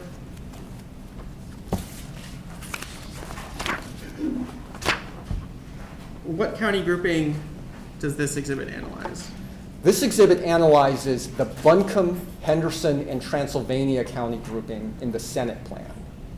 And is there anything notable about this county grouping in terms of when it was drawn compared to the prior county groupings we've looked at, drawn at a different time? Yes, this county grouping was drawn in 2011, and it was not redrawn in 2017. And so as before, what set of election results did you use for your individual county grouping level analysis for this type of county grouping? I therefore used the 2004 to 2010 statewide election composite, the very same elections that the General Assembly had available and was using back in the 2011 redistricting process. And I should have clarified this before, Dr. Chen. When you said had available and was using, do we know that these were the 2004 to 2010 elections? Do we know from any source that those are the exact elections that the General Assembly said it was using in 2011? Well, we know it from the stat pack during the time of that redistricting. So you didn't choose those elections sort of arbitrarily. Those are the exact elections they listed in their stat pack? No, I didn't choose these elections. I simply followed the very same elections that were listed in the stat pack that the General Assembly had available and was analyzing back in 2011. Okay. What results did you find for this county grouping? We can see here in this figure that in this particular county grouping, the current enacted Senate plan has two districts and creates two extreme partisan outlier districts. Both of them, SD 48 and 49, are partisan outliers when compared to their corresponding computer simulated districts. Pull up Plaintiff's Exhibit 100, which is figure 80 from Dr. Chen's report, which will be the final Senate county grouping we analyze. And this is, again, a county grouping that we heard a lot about yesterday, Dr. Chen. What Senate county grouping does this exhibit analyze? This exhibit analyzes the Bladen, Brunswick, New Hanover, and Pender county grouping in the Senate plan. Is there anything unique about this county grouping in terms of the constraints imposed by the whole county rule? Yeah, because of the county traversals rule and because of the geographic layout of the counties that you can see here in this map, it's pretty clear that in order to create equally populated districts, there's going to be two districts, two Senate districts in this county grouping. One of those districts is always going to be entirely within New Hanover County. And so in the enacted plan, that's SD9. The other district in this grouping is always going to cover the other three counties, Bladen, Pender, and Brunswick, as well as combining those three counties with a very small portion of New Hanover County. So just to recap, there are two Senate districts in this grouping, and in any plan that follows the county traversals rule, you will have a New Hanover-based district, and then you will have a Bladen, Pender, and Brunswick-based district that very slightly spills over into New Hanover. Given that unique structure of this county grouping, did you present your results any differently in terms of how you ordered the districts in the chart we see above than you did for all the prior ones? Yes. So instead of ordering the districts from most to least Democratic, as I have been doing so far until now, for this particular grouping, as I said, there are just going to be two different districts. One is going to be a New Hanover-based district, and that one's always going to be listed on the top row, both for the enacted Senate plan as well as the computer simulated plans. And then, as I said, there's going to be another Bladen, Pender, and Brunswick-based district, and that one we're always going to list in the bottom row. So that's how I divided up this figure. And if we could pull up Plaintiff's Exhibit 100 to maybe make this more concrete. Oh, I'm sorry. If we could pull up Plaintiff's Exhibit 36 to make this more concrete. and do a split screen with the exhibit we were just looking at. And remind us, Dr. Chen, the map we're seeing on the left, that's one of your computer simulated Senate plans, is that right? Exactly. So which districts are you comparing to each other in the chart we're about to go back to? For instance, which district, this district that says Senate District 9 under the enacted plan in the chart on the right, which district are you comparing that to on the chart on the left? On the left, we're going to compare that to the simulated district that I've labeled as 14. That's that New Hanover-based district. So the apples-to-apples comparison here is comparing the New Hanover-based district under the enacted plan to the New Hanover-based district under the computer simulated plan. If we could go back now to Plaintiff's Exhibit 100, what results do you find under this approach? So under that approach, we can see here in this figure that this particular county grouping is one in which the current enacted Senate plan creates two partisan outlier districts. Both SD8 and SD9 are partisan outliers when compared to their geographically corresponding computer simulated districts. Dr. Chen, you said at the outset of the day that you also did analysis of the effects of the enacted plan on individual plaintiffs in this case. Is that Yes, right? sir. Yes, sir. Can you briefly describe how you did that analysis? So I was given. Want to take a break? It's 1 o'clock, and I think this will probably take more than just a few minutes. So we'll recess until 2:30, and we'll pick up right there. Thank you. Superior Court stands in recess until 2:30.